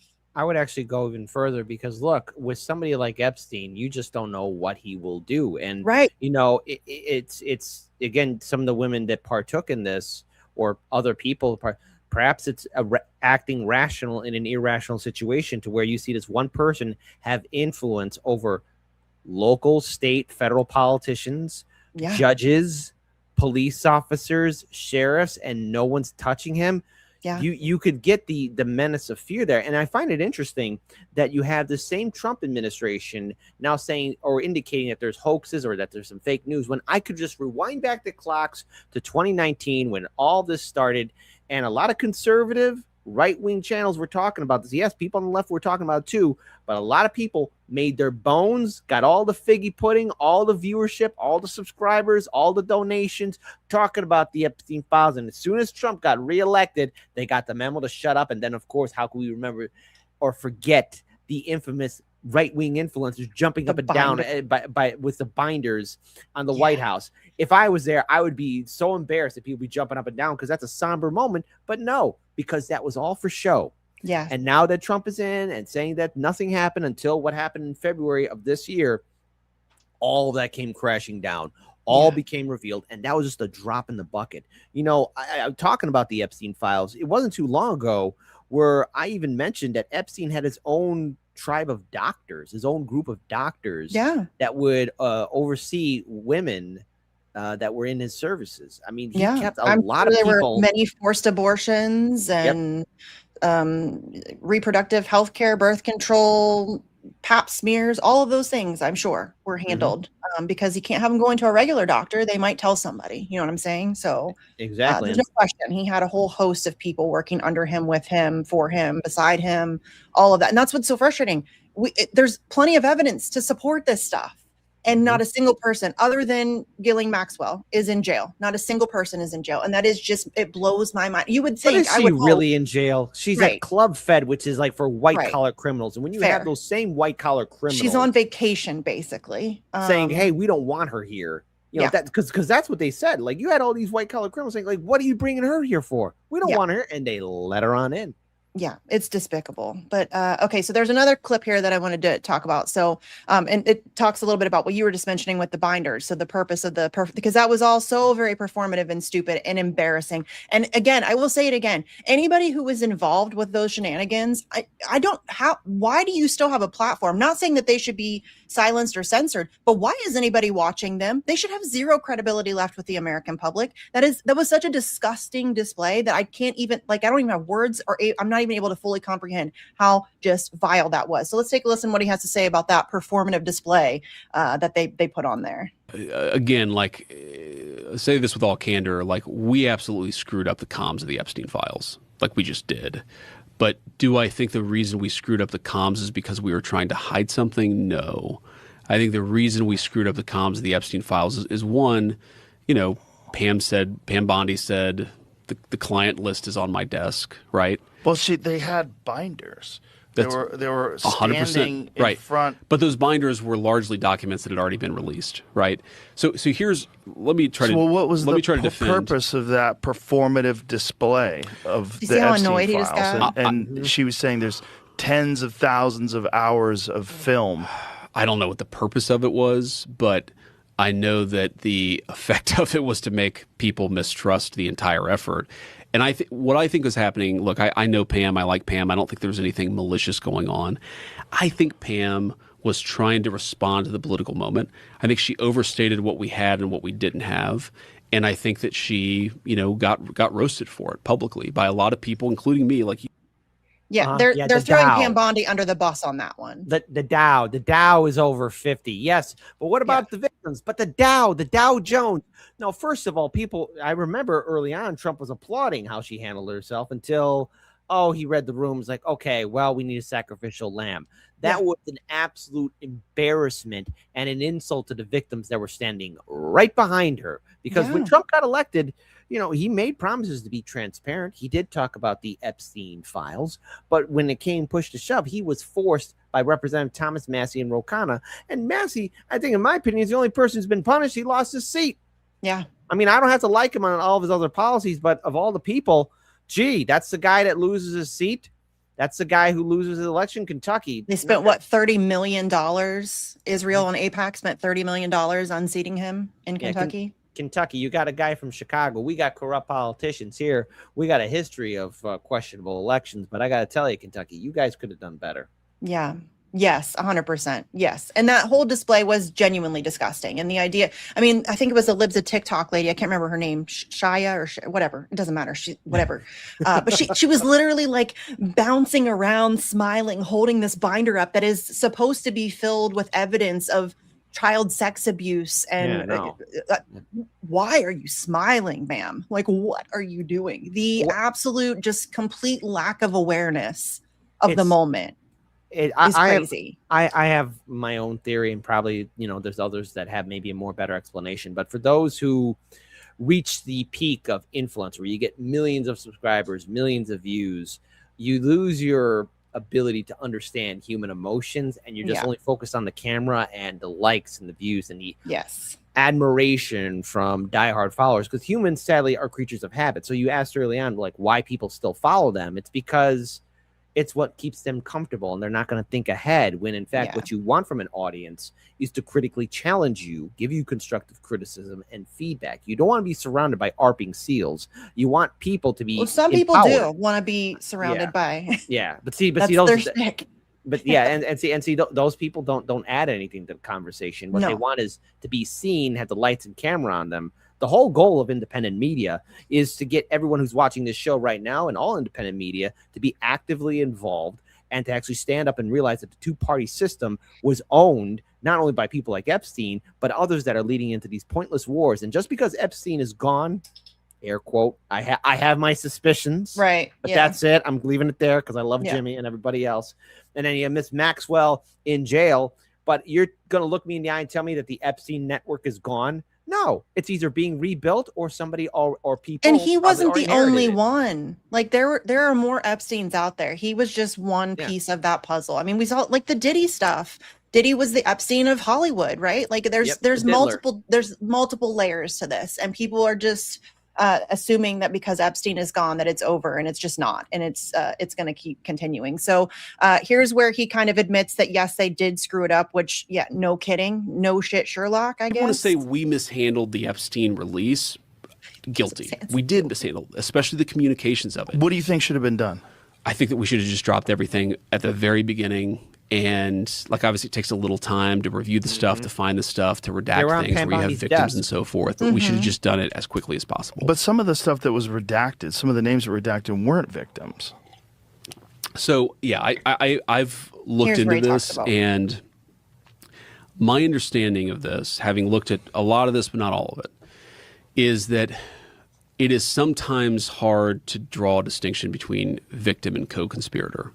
And like, let me highlight this in a very sort of obvious way. Ro Khanna, who's been one of the loudest voices on the Epstein file. Well, he became very loud on the Epstein files the minute Donald Trump became president, didn't seem to care about it during the Biden administration. He actually brought one of the Epstein victims, I think, to the State of the Union last year, or maybe it was the year before last. Well, like that victim, and I'm not saying she wasn't a victim. I don't know anything about her particular case. she was also listed as a co-conspirator in some of these documents. But right. So still there's a an victim. idea that some of the people who were engaged in the sex trafficking were also, facilitating it as well. So they were incentivized to get more girls. Yeah, but yes, that's right. But the idea is that it's hard to sort of, it's sometimes a little bit of a gray area between, some of the people who were alleged victims were also alleged co-conspirators. And so what DOJ tried to do was kind of make that judgment as best they could and release as much as possible. They could have had WikiLeaks do it. They're pretty good at redactions. I'm just saying. And not to mention, hey, at this point, drop it, because we know just how sociopathic our rich overlords are. I mean, they're more than happy to spy in on us, which, again, these flock cameras, 90,000 of them have been proven to be hackable. And at least one YouTuber, I covered this in March. Yeah. Can you imagine either some Epstein kind of douchebags, looking at those cameras, looking at playgrounds, looking at parks and schools? We know that's happening. Those are your kids, everyone that's watching. We got a lot of people watching. So everyone in the chat, maybe this should send a shiver down the back of your neck or something like that. But think about it. Your family, your friends, your granddaughters, grandsons, sons, daughters, nephews, nieces can all be susceptible to this system. And no one in any position of authority stopped Epstein. They knew about him. Yes. And I'm not going to believe that these rich people, these billionaires who are all buddy with him, are going to say, oh, well, we didn't know. You were in the top echelon of society. You're playing your Game of Thrones. You're telling me you're not keeping an eye on so-and-so over there or that person. You're not going to have your little assistants giving you updates, giving you notes, because that's how these rich people play games with each other. They blackmail each other. They know each other. And Epstein was a masterclass tactician when it came down to that. And I hate even saying that, I'm vomiting in my brain, even giving him that praise, but he had everything on everyone and no one lifted a finger. And now I'm supposed to believe that you just can't unleash other files about Epstein. This is the biggest story ever. And right now we're being distracted by wars and other BS, aliens and all this other crap, when in fact we need full transparency, because our republic has a sick virus in it. And the people that are associated with Epstein and all of his ilk need to be exposed and held accountable. But wait, I forget we're in America, so they're going to get away with it. Yeah, they are going to get away with it. And that's what it's so disturbing to me as a mother to know that the people who are in positions of power and authority are absolute sick and twisted psychopaths. Like, just the most vile and repugnant human beings on earth. And even if you weren't directly involved in the things that Jeffrey Epstein was doing, you knew, and you did nothing. You said nothing. It's just beyond my. And listen, we're going to play a clip right now. Joe Rogan was able to suss this stuff out. Joe Rogan was able to figure out that Jeffrey Epstein was a creep. That's weird that Joe Rogan, podcaster, meathead, like, he was able to figure it out. But the people in positions of power and authority who went to fancy colleges and hold fancy degrees and have these big titles, you couldn't figure it out. So here we go. Yeah. When? 2017. See, that's crazy to me, because at that point he'd already gone down for at least one sex abuse thing. That was my position. I'll show you the emails. Okay. They're kind of funny. Which I guest? actually read them on stage. You want to say? Okay, fine. People can find it. Yeah. I don't want to have the guy's already ruined. Sure. But dude, I Googled it and I'm like, what the fuck are you talking about? Yeah. Just a simple little Google search. That's all it took for Joe Rogan to figure out that Jeffrey Epstein is a creep. Yeah. And the thing is, what's interesting is how Epstein was trying to, or at least somebody was trying to at least allegedly get him on Rogan's show or something, and Rogan wouldn't play ball, which is fantastic. He just wanted to hook them up. Like, there was a guest on his show that he was like, hey, let me hook you up with this guy, Jeffrey Epstein. He's like a financier. He does all this stuff, whatever. And Joe Rogan did his due diligence and was like, let me Google this guy, and was like, oh yeah, no. Yeah, no way. No, thank you. Exactly. And that's it comes with the job, because, and I do find Vance's, I guess, how he's presenting himself. He looks annoyed because he thought he was coming to a safe place. Now, Rogan, I question some of his things, especially when he was recently in Trump's White House for I forget, some sort of medicine for those dealing with psychosis or something of that issue. I have to look back in it, but it's like, Rogan, you're being used by this administration. You need to start thinking ahead, because these guys are not going to give you a clear answer. Trump had to have his arm twisted to have that whole dump of Epstein files be released in February of this year. He had to have his arm twisted. He was forced to it. If Trump had a choice, he probably never would have released it. And dare I say it, controversial statement here, let's say if Biden or Kamala won, they would not be talking about this either. The only reason why we got Democrats talking about it is because it's a good political chip for them to use for the midterm I think Thomas election Massey cycles. would have talked about it regardless. Yes. He's been pretty consistent. He's really the only one who's been consistent. But in that clip earlier where JD Vance threw some shade at Ro Khanna and said that he was pretty quiet during Biden, that's valid criticism. That is true. Democrats didn't say anything about this during the Biden administration. So that's just another one of those lines of hypocrisy where suddenly you care about something because the guy in control is no longer on your team. And it's just really repugnant that anybody would ignore child sex abuse on a global scale like this. It's beyond my ability to comprehend. But yeah, that is valid criticism of Ro Khanna. And I think Thomas Massey is really, to my knowledge, the only person who has held elected office throughout the course of all these shenanigans, who has been consistent on this issue. And listen, I have my issues with Thomas Massey, don't get me wrong, but on this, he has been loud and consistent. And I mean, credit where it's due, I guess. And more importantly, too, when we talk about consistency, will these same politicians, now that Massey will be gone, will they give the same fire and fury talking about the Epstein files? Because this is our big scandal. You know, we are the Roman Empire of the modern era. We are the top dog, at least until like all empires, they die violently because it's a violent phenomenon. But if we as citizens want to show the world like, hey, we're not for this, then we need to be self-aware. When you vote Democrat, when you vote Republican, you're voting for two parties that had people in it that turned a blind eye to Epstein's actions. And you think your vote matters? You think that person sitting in DC is going to think about you? Look, just New Mexico, Zorro Ranch. Yeah. Every echelon of power and authority and legal representation did nothing to stop Epstein and the activities on the Zorro Ranch. You're going to tell me that all of that was like, oh, they just didn't know? Oh, they couldn't do, their hands were tied? See, Hollywood likes to lie to us. TV shows like to lie to us that, oh, something bad, people will step up. No, that's not the case. The game is, I got money, you look the other way. I got money and I will cause you problems. I got a super lawyer.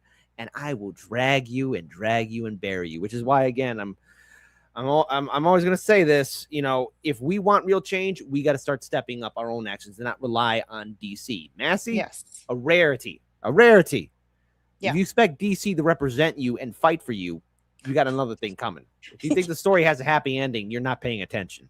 That's a level of naivete that I don't even understand at all. The idea that anybody in Washington, D.C. gives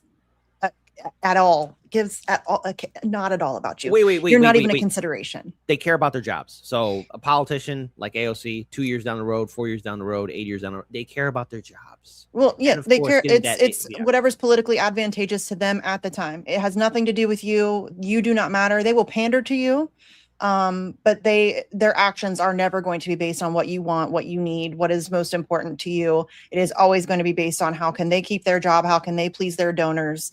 That is it. They're not in the business of helping people or serving people. That's not what they do. It's not at all what they do. Okay.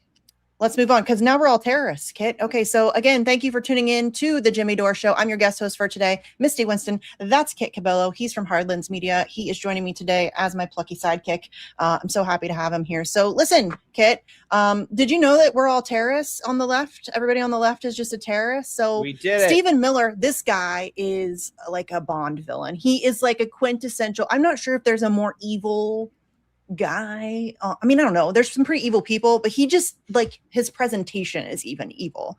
It's fascinating. So Stephen Miller says, quote, here in the United States, we have taken the necessary and essential action formally recognizing left-wing violence as a form of political terrorism that is a direct threat to our national security and the survival of our Republican form of government. So don't believe me? Here, I'm going to let you hear it from his own mouth. In the States, we have taken the necessary and essential action of formally recognizing left-wing violence as a form of political terrorism that is a direct threat to our national security and the survival of our Republican form of government.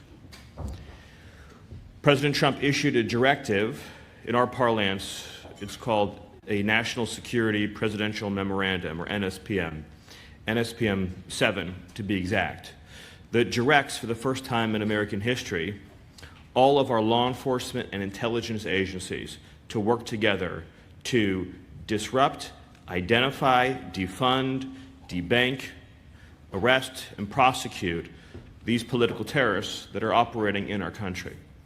It's very important to understand that left-wing political terrorism seeks as its ultimate end the overthrow of our system and form of government. And we've seen this has taken place many times in many places throughout the years, and Secretary Rubio has provided you many examples. Left-wing terrorism always ends in bloodshed, misery, and suffering. It only can travel in one direction. There's no point at which the left-wing terrorist is satisfied with his gains and ceases progressing. Inevitably, left to run its course, it always becomes a gulag. It always becomes the mass imprisonment of political enemies, the stripping of their rights and freedoms, inflicting immense pain, humiliation, suffering, in order to establish complete and total control. Control through psychological and physical and actual terror. And we have to understand that that is the scope and the extent of the threat that we face. Here in the He just described himself, kid. Yeah, exactly. That's what you're doing. Sasha says what? Yeah. Okay. There's a couple things to unpack here. First of all, let's talk about left-wing violence. Okay. Now, there's violence everywhere. I get it, folks. But I think things are getting so hypercharged and being exploded and being taken out of context due to the fact of AI, social media, and people being stuck in the tribal mindset of hating each other. Okay. First of all, that's the job of politicians, to make everyone hate each other. Because if we got along, we'd have to hold them accountable, and then they'd have to do their job, which is an anathema to them. Second, I have seen many of these protests here in Chicago, okay? I want to talk about the Labor Day protest in 2025. This was before ICE started really coming in here in Chicago when they were doing the ICE raids. That was not a peak army in physically fit condition, okay? Misty, if you and I went there, we'd probably swing on 30 people before they finally start obeying and getting on their knees listening to us, okay? It'd be the world's most one-sided fist fight. They were not ready for anything. And they keep on protesting and dancing in front of Trump Tower. I want to talk about the glorified parade. Shout out to my friend Nick Thompson, who came up with that phrase of the No Kings protest, okay? Nick would call them glorified parades. It was what they are. You have people wearing their pink pussy hats. That's not terrorism. That's just people trying to think that, oh, we resist Trump in one day and he'll step down. Anyone lame enough to show up would show up to that, all right? I wouldn't associate, because that's what, click, click, click, click. You've been caught in by the double state two-party system cameras. Also now talking about left-wing terrorism. Are we talking about right-wing terrorism? Because this seems like how the Biden-Harris administration was going after right-wing influencers, people who are libertarians, anybody else way back during the Biden-Harris administration, and I was against that. I didn't want to see people on the right getting censored and suppressed. I don't want to see that happen to libertarians. No. But yet now automatically, because when Biden was saying that, saying, oh, yeah, there's Trump supporters and right-wing violence, I'm thinking, oh my God, they're going to come after us all. Because as soon as I hear that, once the Democrats come in control, once Republicans come in control, they are going to use that same template to use against against all of us. So one side will speak, then the other side will speak. But these will be people who will be approved, corporatized to speak. Anyone else that's in independent media in our sphere, we become public enemy number one. And anyone that eats up that slop from the politicians, imagine if that was Biden or Kamala giving you that diary information. There'd be a lot of libtards drinking that up. And now you got people on the Trump side, Republican side, eating it up here too. But wake up to reality. That's going to be used against you too. And then you'd be captured on your flock camera and be arrested too. Or we could be like Britain and be arrested for a Facebook post 10 years ago or 14 years ago. Yeah. Because that's a free society. Always be careful. Big Brother's watching. 1984, Fahrenheit 451, Brave New World. Those were warnings, not a manual. Yeah. And listen, they've been setting this up for a very long time. There has been they're not stupid. They know that if they do these types of things overnight, that people would, obviously speak out against it. We would rail against it. We would be like, no, absolutely not. We're not doing this. But they have effectively, over the course of many, many years, created an environment and in a political atmosphere where we don't trust each other, where we're very divided, where we hate our neighbors, and where we're willing to excuse and justify terrible things happening to people that we don't agree with. And they've been so effective in that. We talked about it briefly with Whitney and Mark earlier, where, like the Black Lives Matter protesters, the right couldn't have been happier when they started getting beaten up and all that stuff. And then vice versa, the Black Lives Matter protesters couldn't have been happier when January January 6th protesters were getting beaten up and brutalized. And they don't even recognize, they don't even have the ability to comprehend, to step away from their, their preconceived biases, that this is exactly how they do it. They created a situation with Black Lives Matter where they make the right, look at these people, they're out here burning down their cities, and suddenly magical pallets full of bricks show up in the streets and all of that stuff, and there's agitators and there's infiltrators and all of that. And the same exact thing happened on January 6th. This is exactly how they do it. They work you against each other, and they create an environment where you're willing to forego your principles because you want the other guy to get it. And that's just, it's so beyond my ability to comprehend that people can't see it at this point, because it is so just readily apparent that that is the game plan.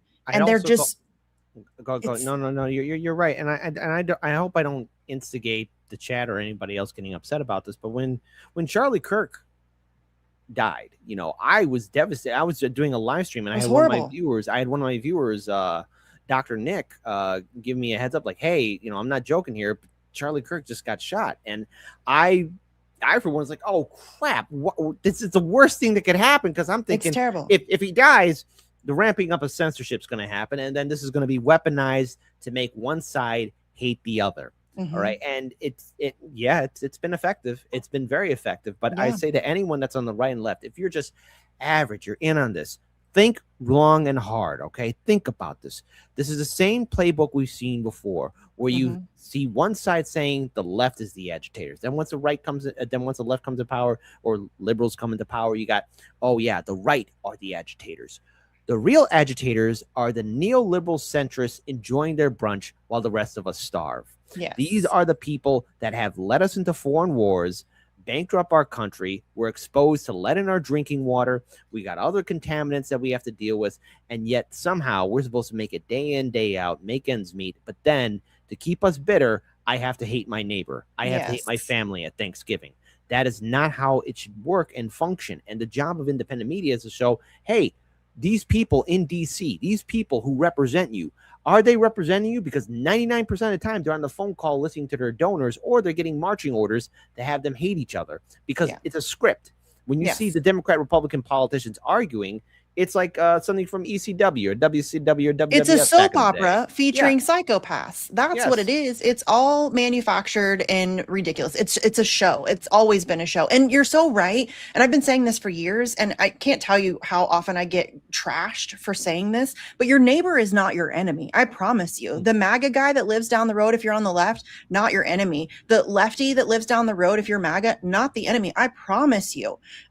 We have common enemies, and they wear very expensive suits and sit in boardrooms and make decisions that impact your life. I can promise you that the people who live in your neighborhood are not your enemy. They are suffering the same oppression that you are. And they've just done a very good job of manipulating you and convincing you that you have to blame each other rather than blaming the people in actual power, who have actual power to impact your life. And that's what's so frustrating about this. And you bring up Charlie Kirk. I can't tell you how disappointing it was for me to watch people who had fought alongside me in the fight for Julian Assange's freedom, cheering for the death of a man for saying words that they didn't like. Like, he said words that they didn't like. And so they cheered his assassination.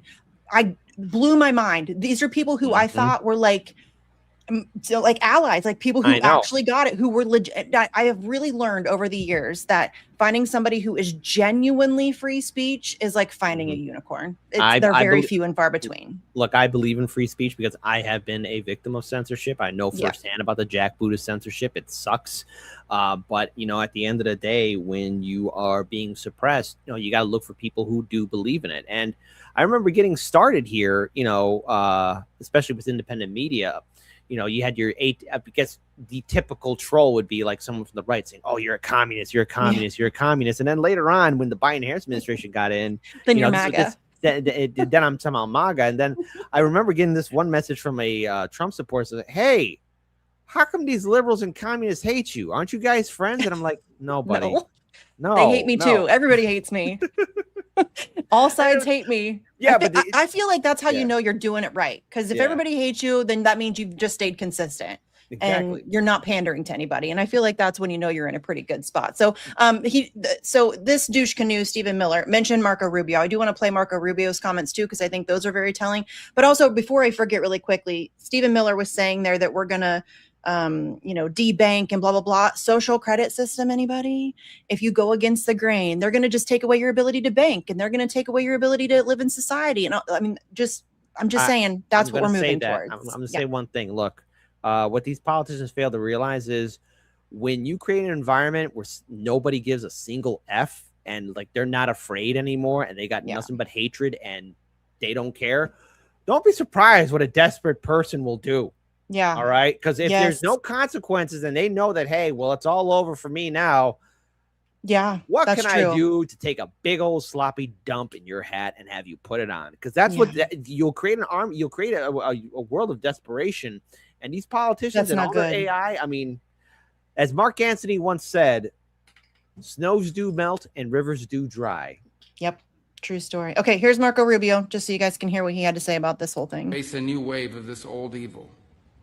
Here in the United States, the share of left-wing terrorist attacks and plots has risen to levels not seen in decades. Oh, wow. In Germany, far-left violence has jumped by more than 40% in just the last year alone. In Greece, more than 80% of radical violence is now driven by far-left and anarchist actors. These are not abstract statistics. Americans have seen what those numbers mean. An all-out assault on our immigration officers, sniper attacks, explosives, armed ambushes, a transgender shooter opening fire on Catholic elementary school students as they pray, his gun marked with slogans like, "Where is your God now?" A healthcare executive executed in cold blood in the streets. Multiple assassination attempts on a sitting president, and the murder of the greatest conservative activist of a generation, a man who happened to also be a husband and the father of 2 young children, shot and killed while speaking to a crowd of students. This is a distinctive and unique evil. It has always been driven by a hatred, above all else, a hatred for civilization itself. It is a revolt of the worst against the best, a revolt of the weak and the cowardly against the strong and the good. It is perpetrated by those who cannot build, who cannot create, who cannot achieve great things, and take their revenge upon the world for their own inadequacy by seeking to destroy those who can. What a turd, dude. He's such a listen, a lot of that stuff he just made up. Like, first of all, who defines what is left-wing violence? I want to know what the definition of that is. What does it take to qualify for that? And why do these particular occasions that he is claiming that have happened in Greece and Egypt and wherever else he mentioned, how? I want to know what those statistics actually are. I want to know what those qualifications are. I want to know what the definition is. He's just making shit up to scare people. He's fear mongering so that people will be on board with what they intend to do, which is to, Stephen Miller talked about the gulag. That's exactly what he wants to do. He wants to set up a gulag for left-wing people that do not agree with him. You have different opinions than I do. Go straight to the gulag. The hypocrisy is insane. It's nuts.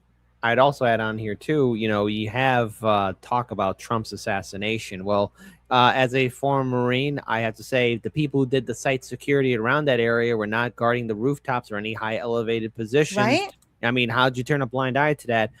For the site security for Charlie Kirk, again, I find the actions of not having people on the rooftops of the buildings to ensure no one had easy access there because he's a high profile person. And yes, he's probably received more than a handful of threats to his life, but the fact that no one even factored that in there should be drawn in there.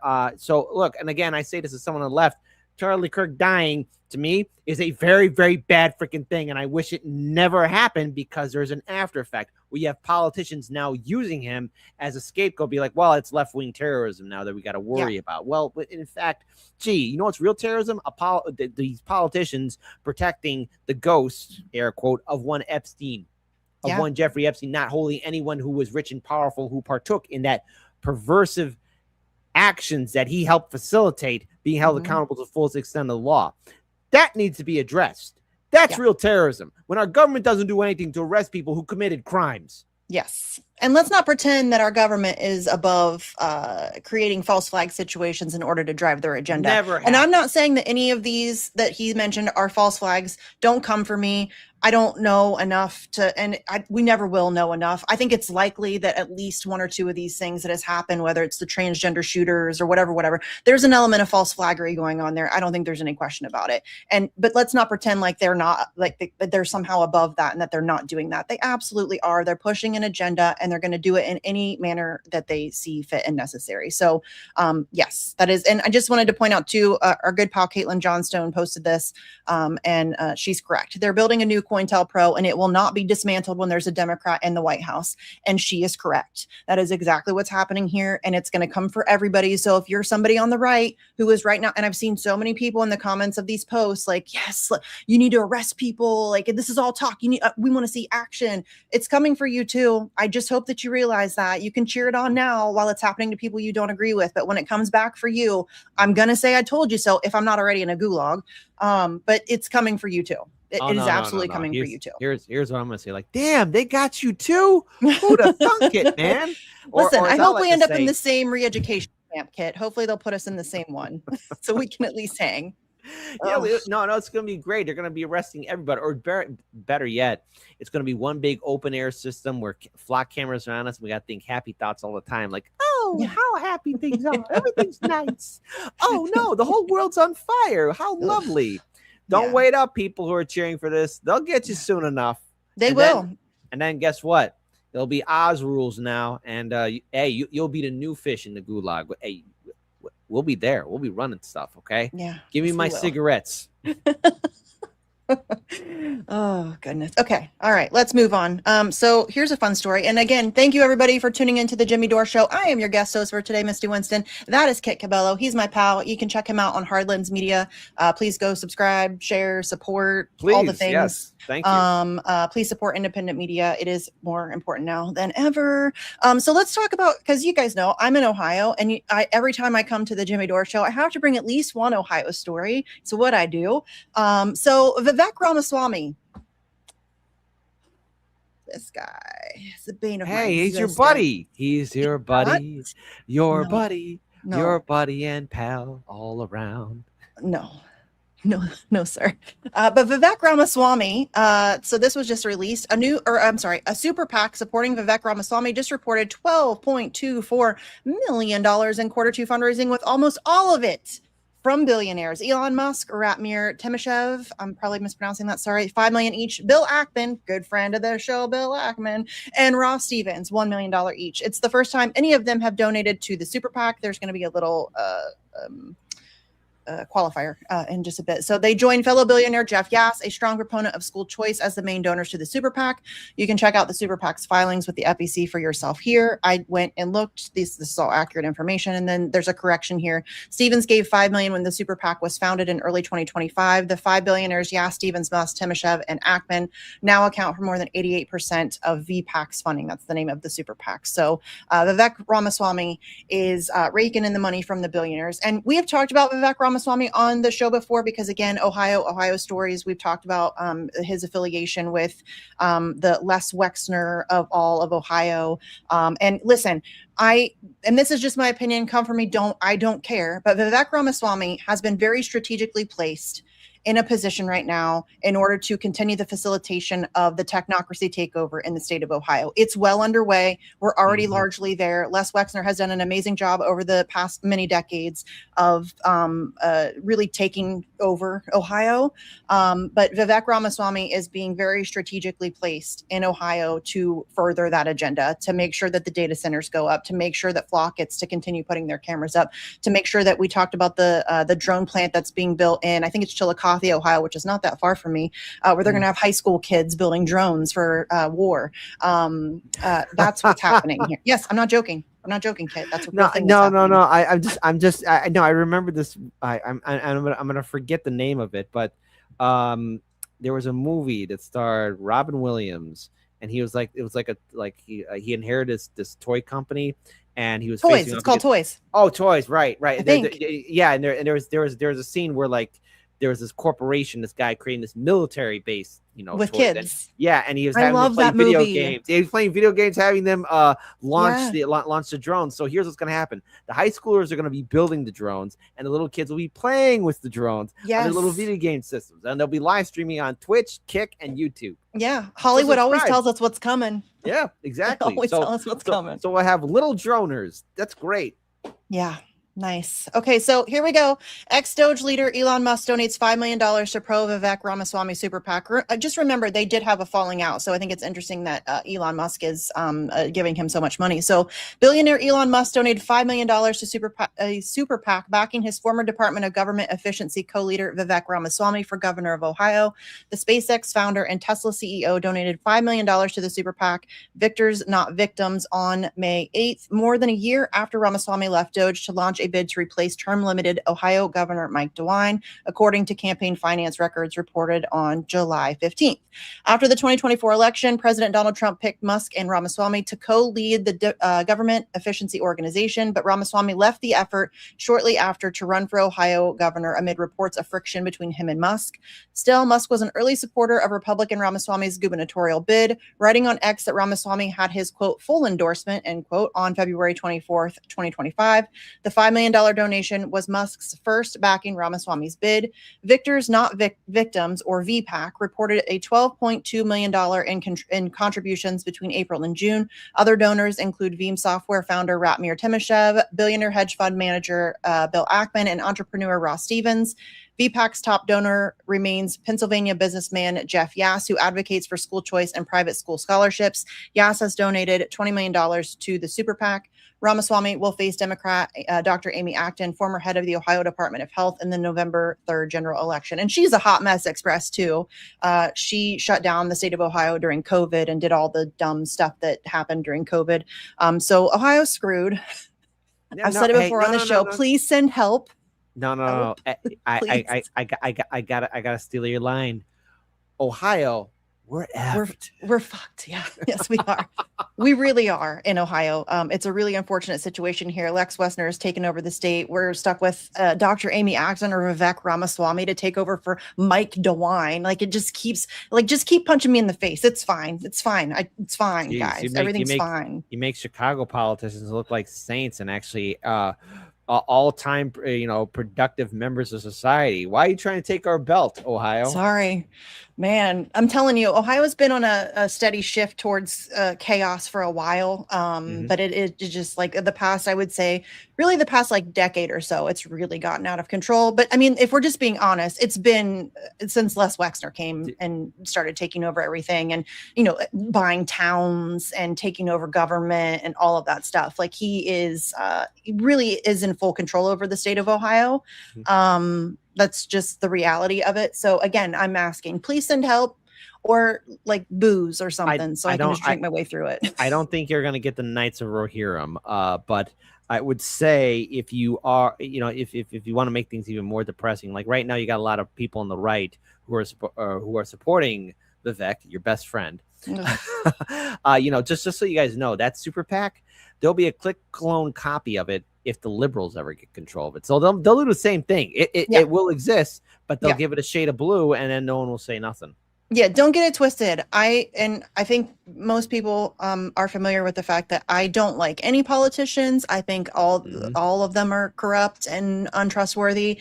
I don't vote. I don't think electoral politics is worthwhile. I think that the entire system is corrupt, front to back, top to bottom, and you can't beat them playing the game that they control with rules that they can change whenever they want.